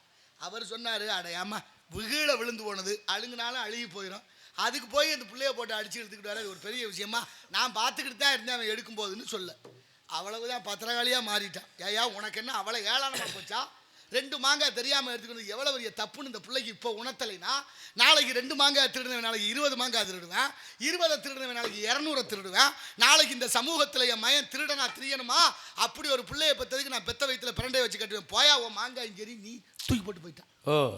எப்படிப்பட்ட தாயா இருந்திருப்பான்னு நினைச்சு பாருங்க. அந்த தாய் யார் தெரியுமா? அந்த பிள்ளை யார் தெரியுமா? இந்த நாட்டில் கோடி கோடியா பணம் இருந்தால் எதை வேணாலும் சகாயமாக வாங்கலாம். வாங்கலாமா? வாங்க முடியாதா? சட்டமன்ற உறுப்பினர் பூரா வாங்குறாங்க, பாராளுமன்ற உறுப்பினர்லாம் இங்கிட்டு வாங்குறாங்க. இங்கே இருந்து அங்கே போகிறேன், நமக்கு தேவையில்லாத பெரிய இடத்து போகலாம். இப்போ காசு இருந்தால் வாங்கலாம்னு சொல்கிறேன். நீங்கள் என்னை தப்பாக நினச்சிங்கன்னா அதுக்கு நான் பொறுப்பு இல்லை. அப்படின்னா காசு இருந்தால் எதை வேணாலும் வாங்கலாம்ல. பணம் இருந்தால் கோடி கோடியாக சகாயமாக எதையும் வாங்கி விடலாம். ஜனநாயக நாடாது. நினச்சி பாருங்கள் என்ன நடக்குதுன்னு. அப்போ மக்கள் ஓட்டு போடுறதுக்கு என்ன மரியாதை இருக்குது? சரி அதை விடுங்க, நமக்கு தேவையில்லாத பெரிய இடத்து போகலாம். ஆனாலும் பாருங்கள், எவ்வளவு கோடி கொடுத்தாலும் முன்னாள் ஆட்சி பணியில் இருந்த ஐயா சகாயம் ஐயா அவர்களை வாங்க முடியவில்லை. நெஞ்சம் நிமிர்த்து லஞ்சம் தவிர்த்துன்னு வாழ்ந்த மகான். புதுக்கோட்டை மாவட்டம் பெருஞ்சுனை கிராமத்தில் இருந்தவர்.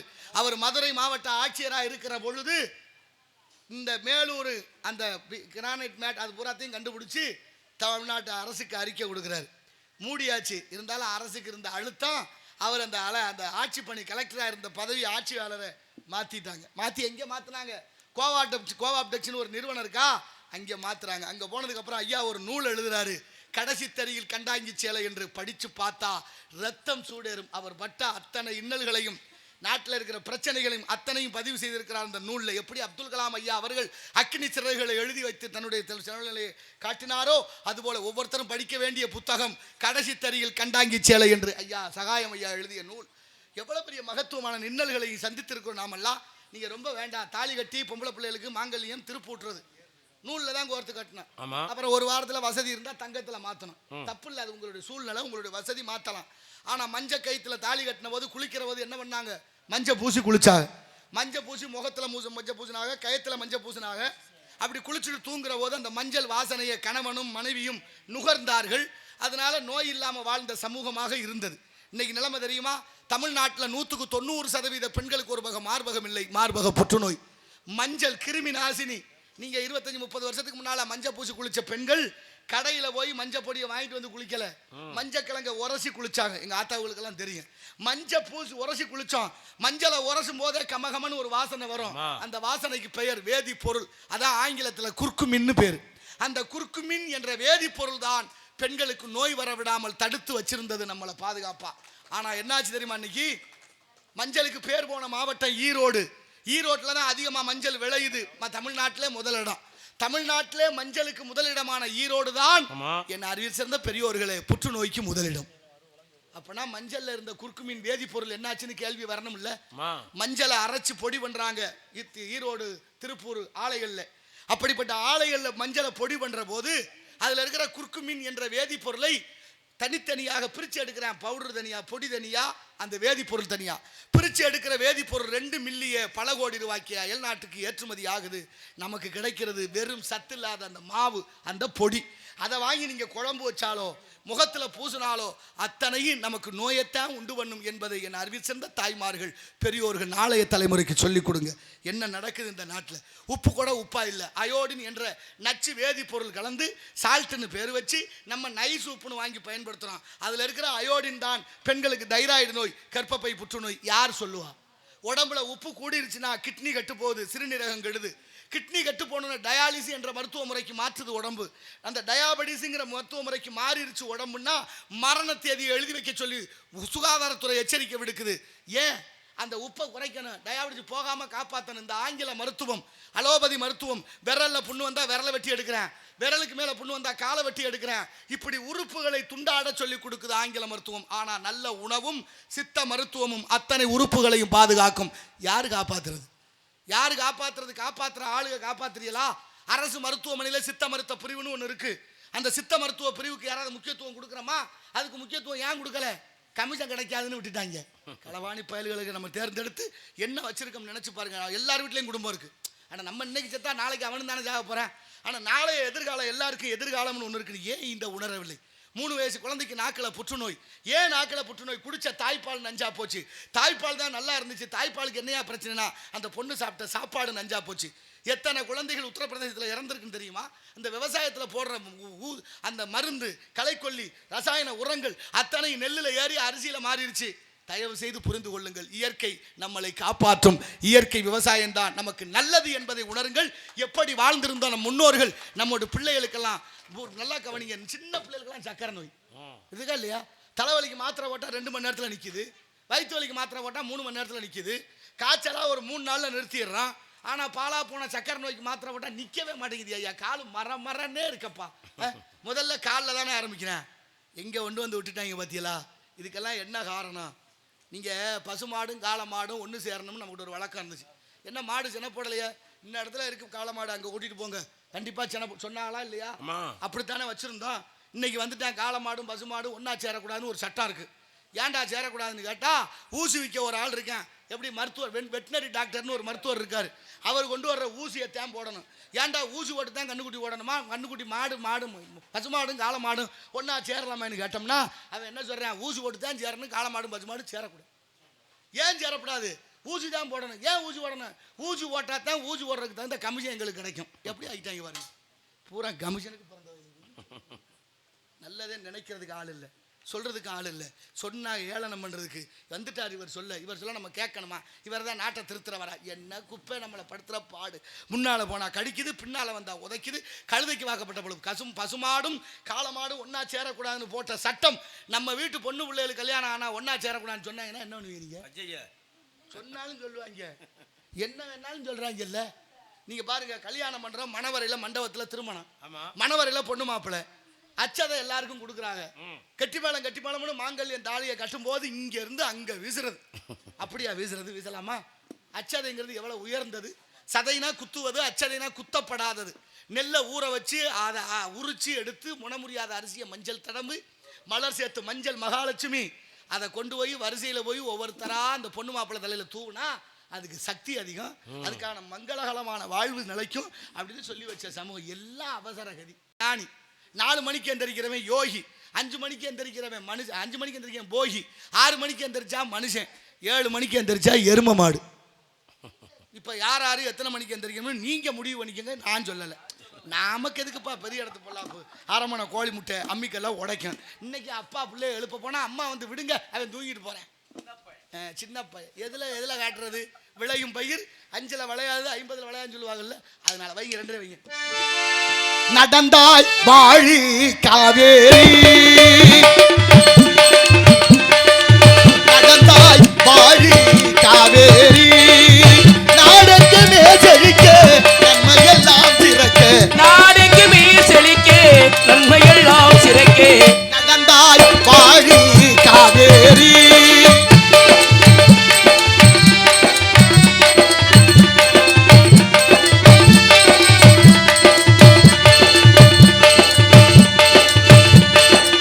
அடம்பே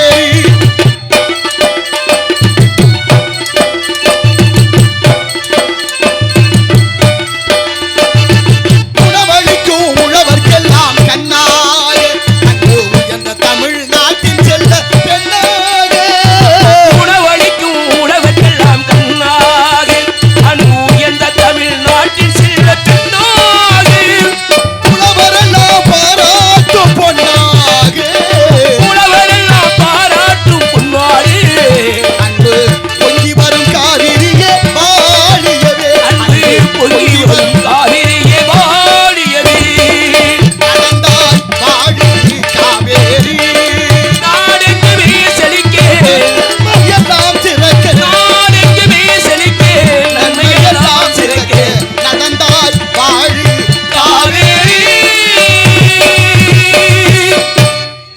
நன்றி நன்றி நன்றி நடந்தாய் வாழி காவேரி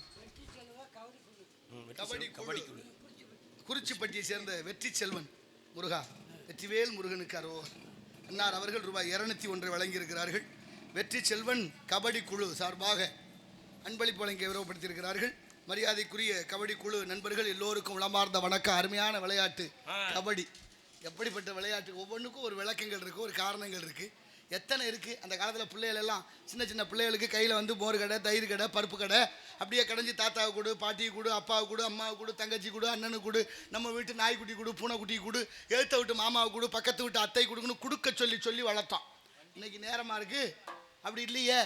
இன்னைக்கு என்ன ஆச்சு? அதைத்தான் பள்ளிக்கூடத்தில் பகுத்துண்டு பள்ளியூர் ஓம்புதல் நூலோர் தொகுத்தவற்றுள் எல்லாம் தலை என்று திருக்குறள் சொல்லிட்டு சாப்பிட்ட மதிய உணவு. எல்லா பள்ளிக்கூடத்துலையும் அரசு பள்ளிக்கூடத்தில் திருக்குறள் சொல்லிட்டு சாப்பிட்டமே நமக்கு தெரியுமே. இன்னைக்கு ஏன் அது இல்லைன்னு யாராவது கேட்டியலா? எதுக்கு எடுத்தாங்க? 207 அரசு பள்ளிக்கூடம் மூடியிருக்காங்க போன வருஷம் வரைக்கும். ஏன் மூடினார்கள்? ஏன் இந்த மாணவர்கள் சரியில்லை? ஆசிரியர்களுக்கு மாணவர்கள் இருந்த ஒற்றுமை ஏன் விரிசல் அடைஞ்சது? எங்கே இருக்கு சிக்கல்? எதை பற்றியாவது அக்கறையும் கவலையும் பற்றும் நமக்கு இருக்கணுமா வேண்டாமா? என்னையெல்லாம் பள்ளிக்கூடத்தில் கொண்டு எங்கள் அப்பா விடும்போது சொன்ன வார்த்தை என்ன தெரியுமா?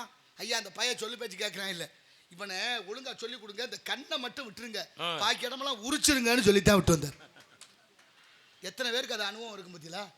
நானும் பார்த்தேன். ஒரு நாள் வாத்தியார் என்னைய போய் ஒரு குச்சி ஒடிச்சு வாடான்னாரு. சரி, மறக்க முடியாதுங்க. பசுமரத்தாணி மாதிரி நானே குச்சி ஒடிச்சாந்து கொடுத்தா அந்த குச்சிலே அடி வாங்க. இந்த பக்காட்டி இந்த பக்காட்டி, ஐயோ அம்மா நான் பள்ளிக்கூடத்துக்கு போக முடியாது மறுநாள்லாம். அப்புறம் மாத்தியார் வீடு தேடி வந்துட்டார். ஏண்டா நேற்று அடிச்சதுக்கா இன்னைக்கு வர மாட்டேங்குது, வாடா இனிமேல் அடிக்க மாட்டேன்னு சொல்லி கூட்டி போனேன்.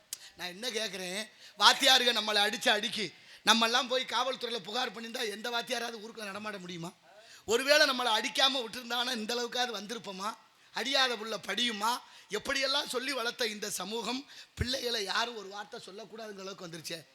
அப்பா சொல்லக்கூடாது, அம்மா சொல்லக்கூடாது, அம்மா சொன்னால் அப்பாவுக்கு சங்கட்டம், அப்பா சொன்னால் அம்மாவுக்கு சங்கட்டம், யாரும் சொல்லக்கூடாது. ஆளுக்கு சோத்தை மட்டும் வாயில் வச்சு திணிக்கிறான். அது என்ன ஆகும் நிலைமை தெரியுமில்ல? உடம்பு இப்படி வளராது, இப்படித்தான் வளரும். எப்படி வளரணும்? என்ன சாப்பிட்றோமோ அதுக்கு தகுந்த புத்தி வேலை செய்யுமில்ல? நீங்க கவனிச்சியெல்லாம் ஆண்டவன் படைப்புல எல்லாருக்கும் 6 அறிவு இருக்கா? என்ன பதில காணும்? 6 அறிவு தான் இருக்கணும்னா அப்ப இல்லைன்னு அர்த்தம்.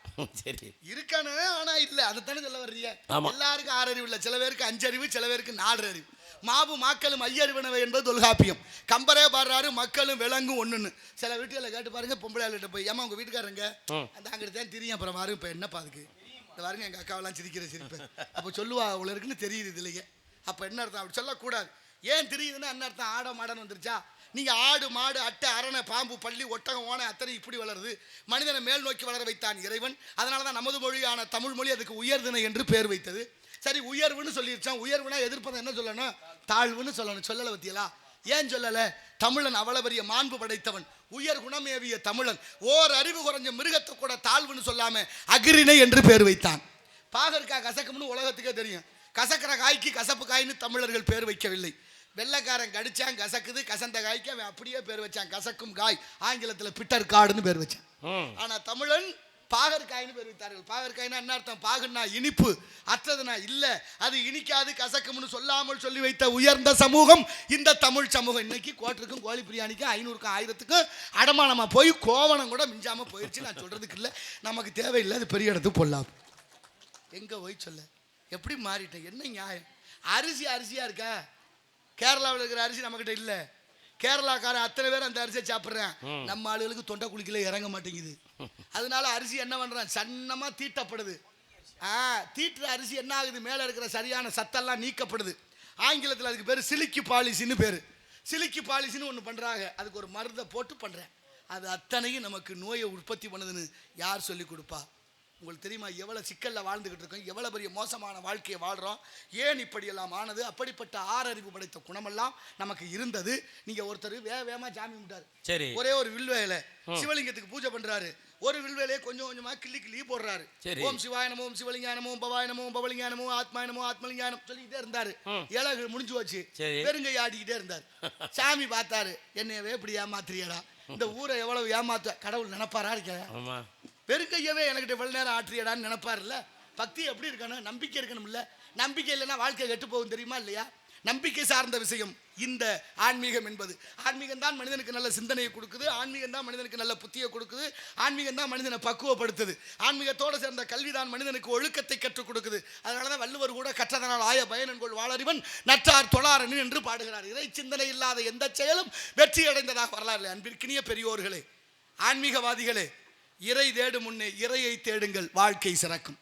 எத்தனை விஷயங்களை சொல்லி வைத்திருக்கிறார்கள். அப்புறம் ஜாமி முட்டு இருந்தவரை ஒருத்தர் வந்து நம்ம வீட்டில் நாளைக்கு பஜனை மத்தியானத்துக்கு சீக்கிரம் வந்துருங்க அப்படின்னா, மத்தியானத்துக்கு வரணும். இப்போ பஜனைக்கு வாடான்னு கூப்பிட்டா சரக்கு வாங்கி வைக்கிறான்னு கேட்குறாங்க. ஆனால் ஐயப்பன் கோயிலுக்கு மாலை போட்டிருக்கேன் பஜனைடாங்கிறேன், அங்கேயும் சாராயம் கேட்குறேன். விளங்குமா ஐயா? மனசாட்சி இல்லாதவங்களே இவங்களை வச்சுக்கிட்டு என்ன மாப்பிள்ளை குத்திருச்சா, சரி விடுங்க, உதைக்கும்ல என்கிட்ட ஒரு வகை இடிக்க தேய்ச்சி என்ன செய்யறது. அப்புறம் கூப்பிட்டாரு மத்தியானம் பஜனைக்கு வேணா. அவர் சொன்னார், நான் இன்னைக்கு ராத்திரிலேருந்து சாப்பிடாம பட்டினியோடு இருந்து கபகபன்னு வயிறை காய போட்டு காலையில் எந்திரிச்சு இஞ்சி கஷாயம் வச்சு குடிச்சிட்டு வேகமாக வந்துடுறேன், நீங்கள் போங்கன்னு. சரி, பொழுது விடிஞ்சு குளிச்சும் குளிக்காம சாமியை கும்பிடாம வேகமாக கிளம்பி போனார். 3 மைல் போயிருப்பாரு. திரும்ப பதட்டத்தோட திரும்பி ஒடியாந்தார். வீட்டுக்காரம்மா கேட்குறா, ஏங்க பஜனைக்கு போனீங்க இப்படி பதறி போய் வர்றீங்கள? ஒன்றும் இல்லை, அவசரத்தில் இந்த விளக்கை அணைக்காமல் போயிட்டு என்ன எரிஞ்சு தீர்ந்து போயிருக்கும் சொல்லிட்டு போகலான்னு வந்தேன்னார். அந்த அம்மா சொன்னா, அப்படிலாம் கவலைப்படாதீங்க, உங்கள் வீட்டுக்காரம்மா நான் அப்படி இருப்பேனா, நீங்கள் அந்த பக்கமாக போனோன்னு நான் இங்கிட்டு விளக்கை அணைச்சிட்டேன், அதனால என்ன எல்லாம் தீர்ந்து போகல பாதுகாத்துட்டேன்னா சொல்லிட்டு அந்த அம்மா கேட்டா, நீங்கள் 3 மைல் நடந்து வந்தீங்களா, செருப்பு தேஞ்சு போயிருக்குமேன்னு. அவர் சொன்னார், ஓம் புரிஞ்சு நான் அப்படி இருப்பேனா, அங்கே திரும்பும் போதே செருப்பை கலட்டி கக்கத்தில் இடிக்கிட்டு வெறுங்காலோட தான் நடந்து வந்தேன்னு. விளங்குமாயா? 5 ரூபாய்க்கு தர்மம் பண்ணிட்டு 50 ரூபாய்க்கு விளம்பரம் பண்ணுறேன்.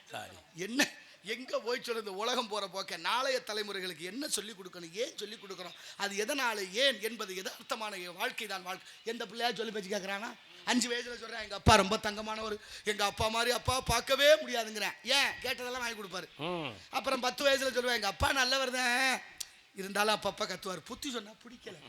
15 வயசுல அவங்க அம்மாட்ட போய் சொல்கிறேன், அம்மா உன் வீட்டுக்காரத்தை சொல்லி வை, தேவையில்லாமல் என் விஷயத்தில் தலையிடுறாரு, அப்புறம் நாளைக்கு நல்லா தெரியாது சொல்லிவிட்டேன்றேன்.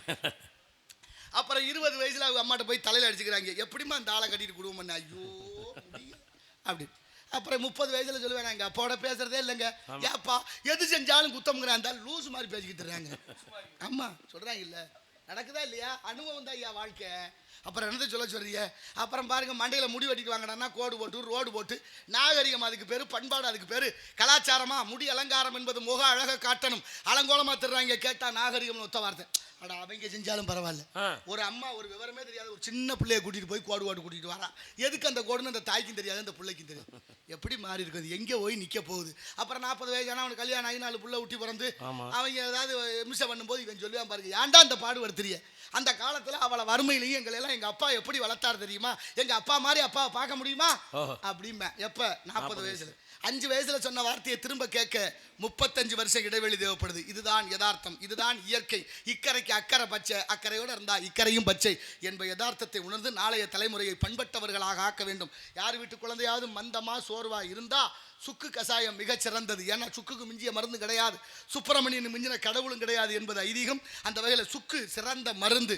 அந்த கசாயத்தை தொடர்ச்சியாக கொடுத்துக்கிட்டே வாங்க, குழந்தை சுறுசுறுப்பாவான். அதனால தான் சுக்கு, மிளகு, திப்பிலி, திரிகடகம், தாண்டிக்காய், நெல்லிக்காய், கடுக்காய், திரிபலா என்ற நாட்டு மருத்துவம் நமக்கு மிக சிறந்தது. உடல்நிலை மாறி அமைந்ததனுடைய விளைவு உடனே கேட்காது, நாள் ஆகும், ஆனால் நிரந்தர தீர்வு கிடைக்கும் என்பதை என் அறிவார்ந்த தமிழ் சமூகம் உணர வேண்டும். ஆகினால எடுப்பு என்று சொன்னால் அதற்கு எதிர்ப்பு தேவை, ஏற்ற பாவை செய்கிறார்களா கலாச்சேவை என்று பற்ற கவனிப்போம். நாராயண நமக ஆலோலம் சோ என்று வள்ளி இங்கே காவல் காத்துக் கொண்டிருக்கின்றார். முருகனுடைய திருவருளாலே அருணகிரியார் வாடிய திருப்புகழ்படி இந்த நிலையான புகழை அடைவதற்கு வள்ளி இங்கே 12 ஆண்டு கால தவம் முருகனை அடைய வேண்டும். ஆகினாலே ஆலோலம் பாடுகிறதை பார்க்கிறது அஞ்சரை இந்தோம்.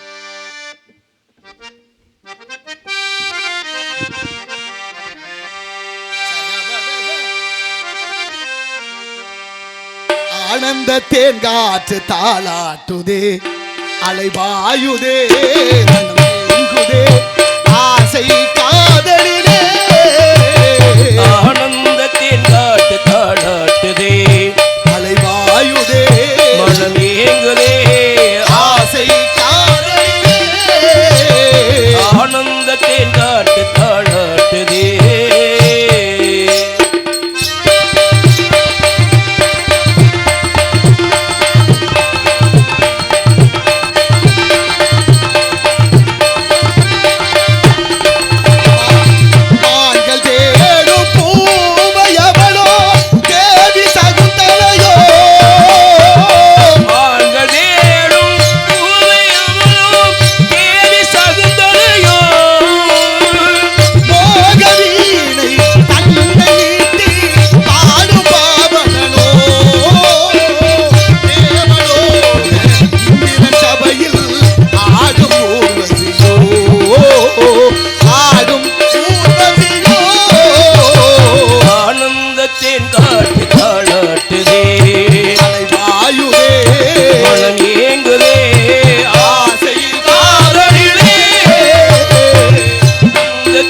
தாளாட்டு தாளாட்டுதே.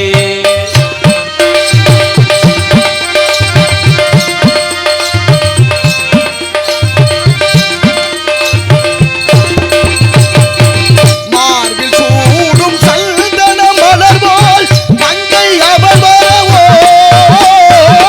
மார்கள் சூடும் சந்தன மலரும் மங்கை அவள் வரவோ. போதை ஊட்டும் திராட்சை ரசமோ தேக பூச்சரமோ பார்வையாடு காதல் நோயை தீர்க்கும் மந்திரமோ தீர்க்கும் மந்திரமோ ஆனந்தத்தின் தாட்டு தாளாட்டுதே. வாயுதே மனமேங்குதே ஆசை காதலிலே ஆனந்தத்தின் தாட்டு தாளாட்டுதே.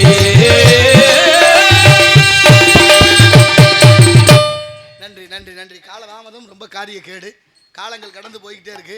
காலத்தை நேரத்தையும் மதிக்கணும். கால நேரத்தை மதிக்காதவங்களை கால நேரம் மதிக்காதான். அதனால தான் ஊருக்கு பேருந்து நிலையங்களிலே மணிக்கூண்டை கட்டி அதில் கடிகாரத்தை வச்சாங்க.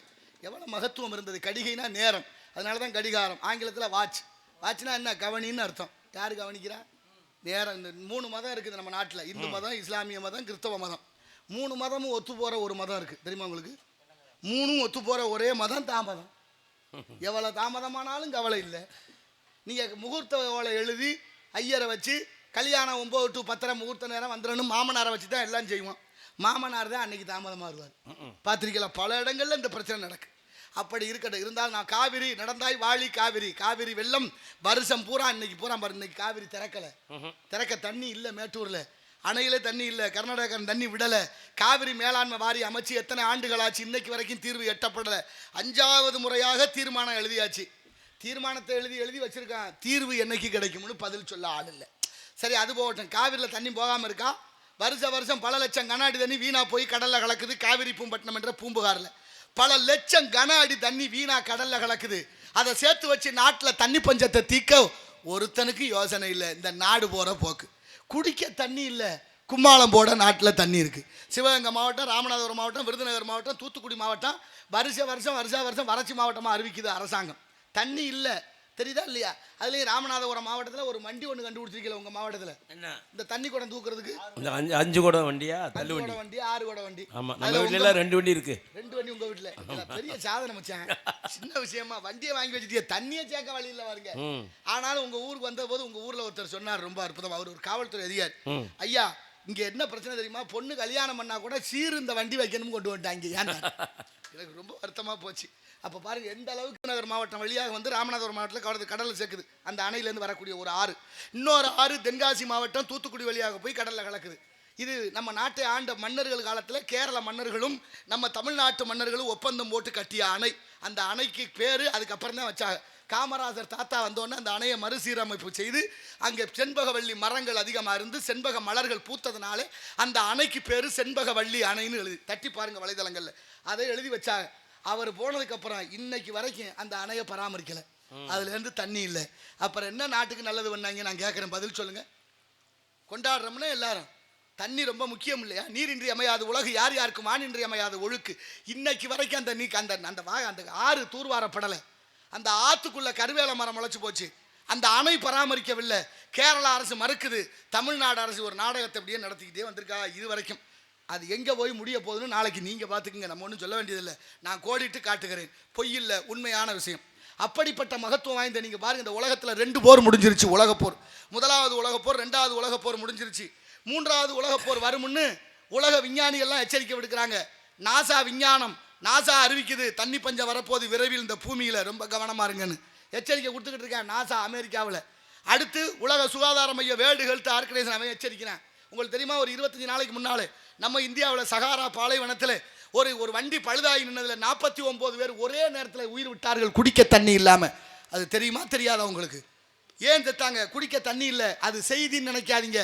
இதை தான் நமக்கு அடிக்கிற எச்சரிக்கை மணி. அவ்வளவு ஒரு ஆபத்தான நிலையை இந்த பூமி சந்தித்துக் கொண்டிருக்கிறது. குறிப்பாக இந்தியா சந்திக்குது, அதில் தமிழ்நாடு சந்திக்குது. ஆனால் மழை பெய்யுது, சேர்த்து வைக்க திட்டம் இல்லை. என்ன செய்ய? 3வது உலகப் போர் எதுக்காக? நீருக்காக வரும் என்றார்கள். நீருக்கும் சோறுக்கும். இன்னைக்கு ஆப்பிரிக்கா நாட்டில் தண்ணிக்காக சண்டை வந்துருச்சு. தண்ணிக்காக சண்டைனா சும்மா கைனால் அடிச்சுக்கிறல, கம்பால் அடிச்சுக்கிறல, துப்பாக்கி எடுத்து சுட்டுட்டா 215 பேரை சுட்டுருக்கான் நேற்று வரைக்கும். தண்ணியை தொடாதேன்னு. எங்களுக்கு தான் உரிமை, உங்களுக்கு இல்லைன்னு சுட்டு கொள்றேன். அப்போ நாளைக்கு நமக்கு நடக்காதுன்னு என்ன நிச்சயம்? நாளைய குழந்தைகளுக்கு சொத்து சேர்க்கிறீங்களோ இல்லையோ, கம்மா குளங்களை தூர்வாரி தண்ணியை சேமித்து வைங்கள். நிறைய மழை பெய்யுது தமிழ்நாட்டிலே, அதை பயன்படுத்திக் கொள்ள வேண்டும் என்ற காரணத்தினால சொல்கிறேன். ஆனாலும் இந்த உலகம் போகிற போக்கு ரொம்ப வேகத்தான ஆபத்தான பயணத்தை. இன்னைக்கு சேலம் மாநகராட்சி, ஏற்கனவே கோயம்புத்தூர் மாநகராட்சி ஜூஎஸ் நிறுவனம்னு ஒரு நிறுவனத்துக்கு கொடுத்துட்டான் குடிநீர் விநியோகத்தை. அது எங்கே போய் நிறுத்த போகுதுன்னு காலம் பதில் சொல்லும். உணர்ந்து கொள்வோம். காலதாமதம் காரியத்திற்கு கேடு. ஏன் வந்தால், எதற்காக வந்தால் என்பதை பார்க்க வேண்டும். இருந்தால் ஒரே ஒரு பாட்டு பாடுவோம். ஓ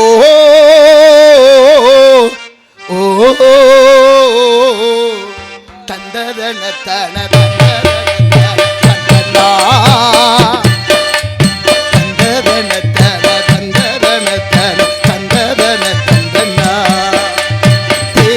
போல் ஒரு இங்கு வந்தது தம்பி உன்னை நம்பி, இந்த மைத்துடன் கைத்தடம் பற்றிட வந்தது தம்பி, தங்க கம்பி. ஓ சூடவும் பாய் போடவும் சுபவேளை தேவதை போல் இங்கு வந்தது தம்பி உன்னை நம்பி.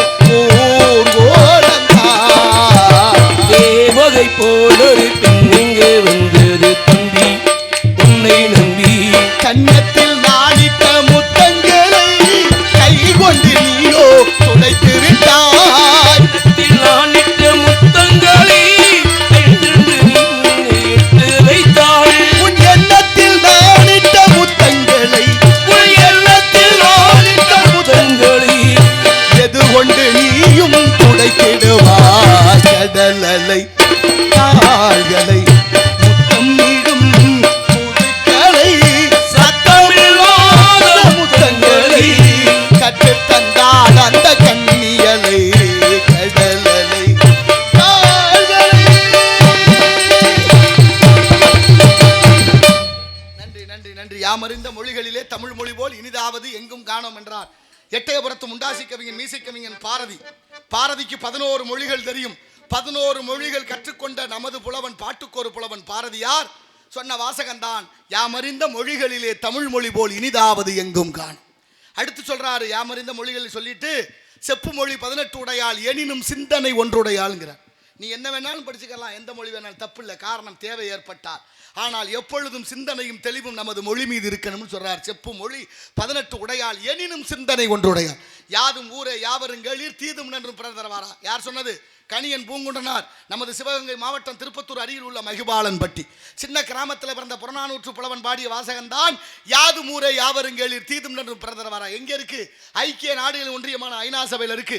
கொண்டு போய் சேர்த்தவர் யாரு? எத்தனையோ ஜனாதிபதி இந்த நாட்டில் இருக்கிறார்கள் இருப்பார்கள். எந்த ஜனாதிபதிக்கும் தமிழ் மீது பற்றில்லை, எந்த ஜனாதிபதிக்கும் தமிழ் மீது அக்கறை இல்லை, எந்த ஜனாதிபதியும் தமிழை முன்னெடுக்கவில்லை. நமது பக்கத்து மாவட்டமான ராமநாதபுரம் மாவட்டம் ராமேஸ்வரத்தில் பிறந்த முன்னாள் ஜனாதிபதி ஐயா அப்துல் கலாம் ஐயா அவர்கள் முழங்கினார்கள் ஐநா சபையில், யாதும் ஊரே யாவரும் கேளு. வெள்ளக்காரன் மிரண்டு போன. அமெரிக்கா நயாகரா நீரருவி உள்ள நுழைகிற போதே நல்வரவுன்னு தமிழ்ல. ஜப்பானிய பல்கலைக்கழகம் யாதும் ஊரே யாவரும் கேளு 2 மொழிகளிலே. செருசலேம் கிறிஸ்தவர் ஓந்திட 10 கட்டளையை மொழிபெயர்த்து பைபிள்ல இருந்து முதலாவதாக தமிழ்ல கல்வெட்டு. நேற்று காரைக்குடி பேருந்து நிலையத்தில் ஒரு அம்மா ஒரு பயலை போட்டு அடிக்கிறான். ஏமா பச்சை பிள்ளை அடிக்கிறான்னு கேட்குறேன். எதுக்கு அடிக்கிறேன்னு தெரியுமா ஐயா? எதுக்கு தான் அடிக்கிறா சொல்லு. என்ன கேட்டான் தெரியுமா? என்ன இவ்வளோ தப்பா பேசலாம் அந்த பையன் என்னை பார்த்து இப்படி கேட்குறேன். என்னம்மா கேட்டேன் அப்படி தப்பா?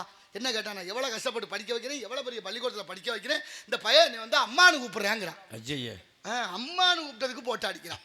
ஏமா அம்மானு கூப்பிடாம வேற எப்படி கூப்பிடணும்? மம்மின்னு கூப்பிடணும். அடி பாவி மகளே, மம்மினா என்ன அர்த்தம் தெரியுமா? உயிரற்ற உடம்பு, செத்து போன பிணத்துக்கு தானே மம்மின்னு பேர். உன்னைய கூப்பிடு. எனக்கு அதெல்லாம் தெரியாதியா, நான் பெருசா பணம் கட்டுறேன் என்னை படிக்க. அப்போ அந்த நேரத்தில் வீட்டுக்காரர் வந்தார். நான் கேட்டேன், ஐயா உன் மனைவி உன் மகனை போட்டு அடிக்கிறா, அம்மானு கூப்பிட்டதுக்கு அடிக்கிறாள், இது நியாயமாக சொல்ல மாட்டியா? ஐயா கோச்சுக்காதீங்க, ரொம்ப காலமாக அவள் அம்மாவாக தான் இருந்தா, இப்போ தான் கொஞ்ச நாளாக நடவனமாக மாறிட்டா, அவன் மம்மின்னு கூப்பிடட்டும் விட்டுருங்கன்ட்டு பேச்சு கேட்டா இருக்கா. சரி மம்மியை ஒழுங்காக கூப்பிட்றாங்கன்னா அதுக்கும் பாதி தான் மம்முன்றாங்க. பிரதர்னாங்க, கடைசியாக புரோன்னு கொண்டாந்து விட்டாங்க. ராங் ப்ரோ, என்னென்ன ப்ரோ, என்ன ப்ரோ, நமக்கு தேவையில்லாத பெரிய இடத்து பொல்லாப்பு. ஆனாலும் பாருங்க இந்த உலகம் எப்படி பாருங்க, அகர முதல எழுத்தெல்லாம் ஆதி பகவன் முதற்றே உலகு. ஆனா பாருங்க, முதல்ல தொடங்கும் போது ஆனா நல்லா தெரியும். ஆனா அடுத்து ஊனா, முடிவும் மானா இருக்கு. மானா மட்டும் தலைகளா இருக்கு தெரியுமா? மானா ஏன் தலைகளா இருக்கு? அகர உகர மகரம் அதுல ஆ ஊ மா 3 எழுத்து இருக்கு. மானா தலைகளா இருக்கு. ஏன் மானா தலைகளா இருக்கு?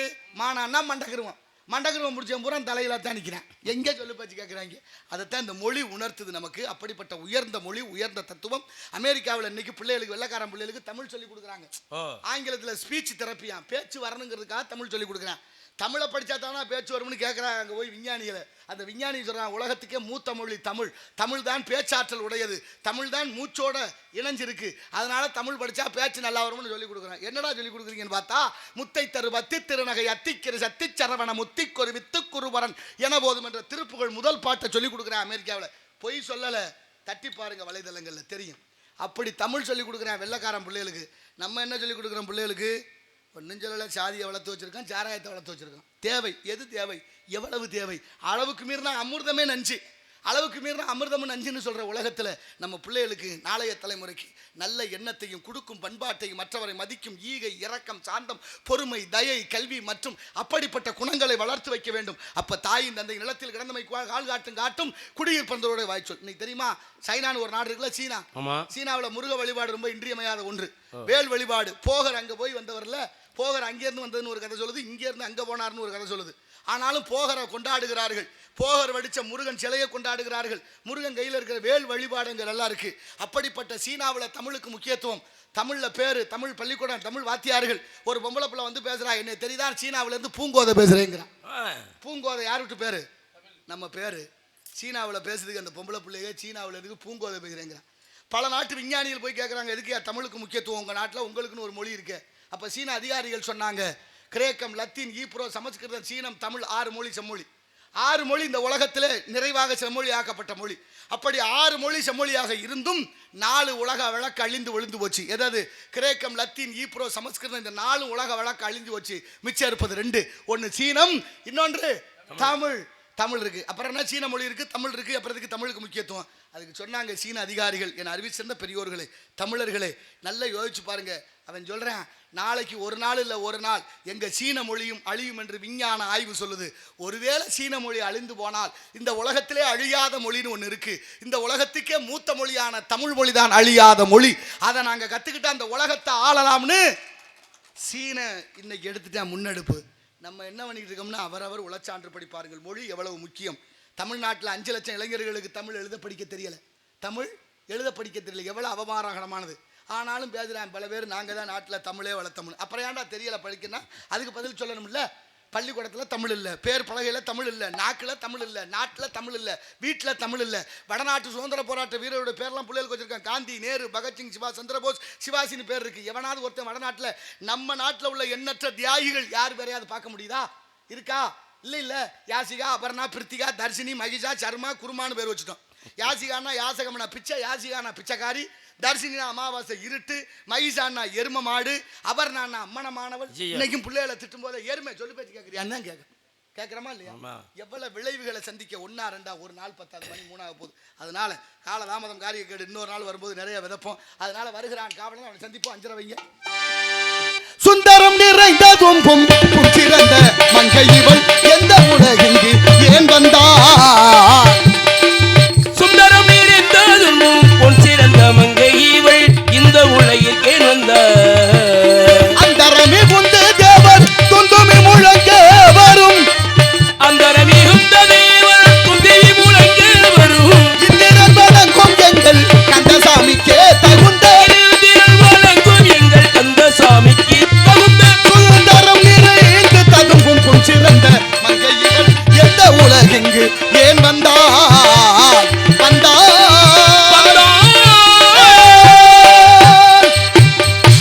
ஒரு மன்னர் வேட்டைக்கு போலான்னு போனாரு. மந்திரியை கூப்பிட்டு மழை வருமானு பார்த்து சொல்லியானார். அந்த காலத்துல மன்னருக்கு கீழே மந்திரி இருப்பாங்க. ஆமா. மந்திரி ஆலோசனை சொல்லுவார். நாளைக்கு வர்றதை இன்னைக்கு சொல்லணும். மந்திரி கழகு வரும்பொருள் உரைத்தல். அவர் அப்படி வானசாஸ்திரம் பார்த்துட்டு இன்னைக்கு மழை வராது மன்னா, நீங்க போங்கன்னார். மன்னரும் வேட்டைக்கு கிளம்பி போனார். சரி. ஒரு விவசாயி பாவம் தலையில ஒரு கூடையை வச்சுக்கிட்டு, கிழிஞ்ச கோவணத்தோட, தோல்ல ஒரு மண்வெட்டியை வச்சுக்கிட்டு, கையில ஒரு கழுதையை பிடிச்சிக்கிட்டு வர. அவர் சொன்னாரு மன்னரை பார்த்து, மன்னா நீங்க போகாதீங்க, மழை வர போகுது, எனக்கு தெரியுது, நீங்க போனீங்கன்னா அவஸ்தைப்படுவீங்க, போகாதீங்கன்னு தடுத்தாரு. மன்னர் கேட்பாரா? மந்திரியே சொல்லிட்டேன் மழை வராதுன்னு, நீ எம்மா அத்தனை போயான்ட்டு போனார். ஆனா போன இடத்துல இடி, புயல், மழை, காற்று, ஒன்றும் பண்ண முடியல. தடுமாறி அரண்மனைக்கு வந்துட்டார். அரண்மனைக்கு வந்தோன்னே இவர் கொஞ்சம் சங்கடம், கொஞ்சம் சந்தோஷம். என்ன சங்கடம்? மந்திரி சொன்னா மழை வராதுன்னு அது நடக்கலை. விவசாயி சொன்ன மழை வரும்னு அது நடந்து போச்சு. எப்படி விவசாயிக்கு மழை வர்ற விஷயம் தெரியும்? ஆள் விட்டு கூப்பிடு. விவசாயி கூப்பிட்டு கேட்டால் அவர் சொன்னார், எங்களுக்கு என்னங்க தெரியும், நிலம் கிடந்தா உழுதோம், விதைச்சி விளைஞ்சா அறுத்தோம், நாங்கள்லாம் வெந்ததை தின்னுட்டு விதி வந்த இடத்துல செத்தோம், இப்போ எங்கள் தலையில் ஏறிட்டாங்க, ஒன்றும் தெரியலைங்க, ஆனால் என் வீட்டு கழுதைக்கு மழை வர்ற விஷயம் தெரியும்னார். கழுதைக்கு மழை வர்ற விஷயம் தெரியுமா? ஆமாங்க ஐயா. எப்படி? நீங்கள் வரும்போது நான் ஒரு கழுதையை கையில் பிடிச்சிட்டு வந்தேன்ல. ஆமாம். அந்த கழுதையோட காது 2 இப்படி நீட்டி இருந்துச்சு. கழுதை காது முன்னால் நீட்டி இருந்தால் மழை வரும். அதை தேங்க காலகாலமாக நாங்கள் பரிசோதனை பண்ணி வச்சோம்யா, அதை நம்பித்தான் நான் சொன்னேன், நீங்கள் நம்பலைன்னு. மன்னருக்கு ரொம்ப மகிழ்ச்சி. மந்திரி ஒருத்தன் இருந்தான்ல, அவனை தூக்கிட்டு கழுதையை மந்திரி ஆக்கிட்டார். ஏன்னா மழை வர்ற விஷயம் மந்திரிக்கு தெரியலை, கழுதைக்கு தெரிஞ்சு வச்சு. இனிமே என்னத்துக்கு ஒன்றும் தெரியாத மந்திரின்னு கழுதையை மந்திரி ஆக்கினார். கழுதையை மந்திரி ஆக்கினதும் போதும், உங்கள் நாட்டில் கண்ட கழுதையெல்லாம் மந்திரி பதவி கேட்குது. நமக்கு தேவையில்லை. அது பெரிய இடத்து பொல்லாப்பு. அரமனை நல்லா கையை தட்டுங்க.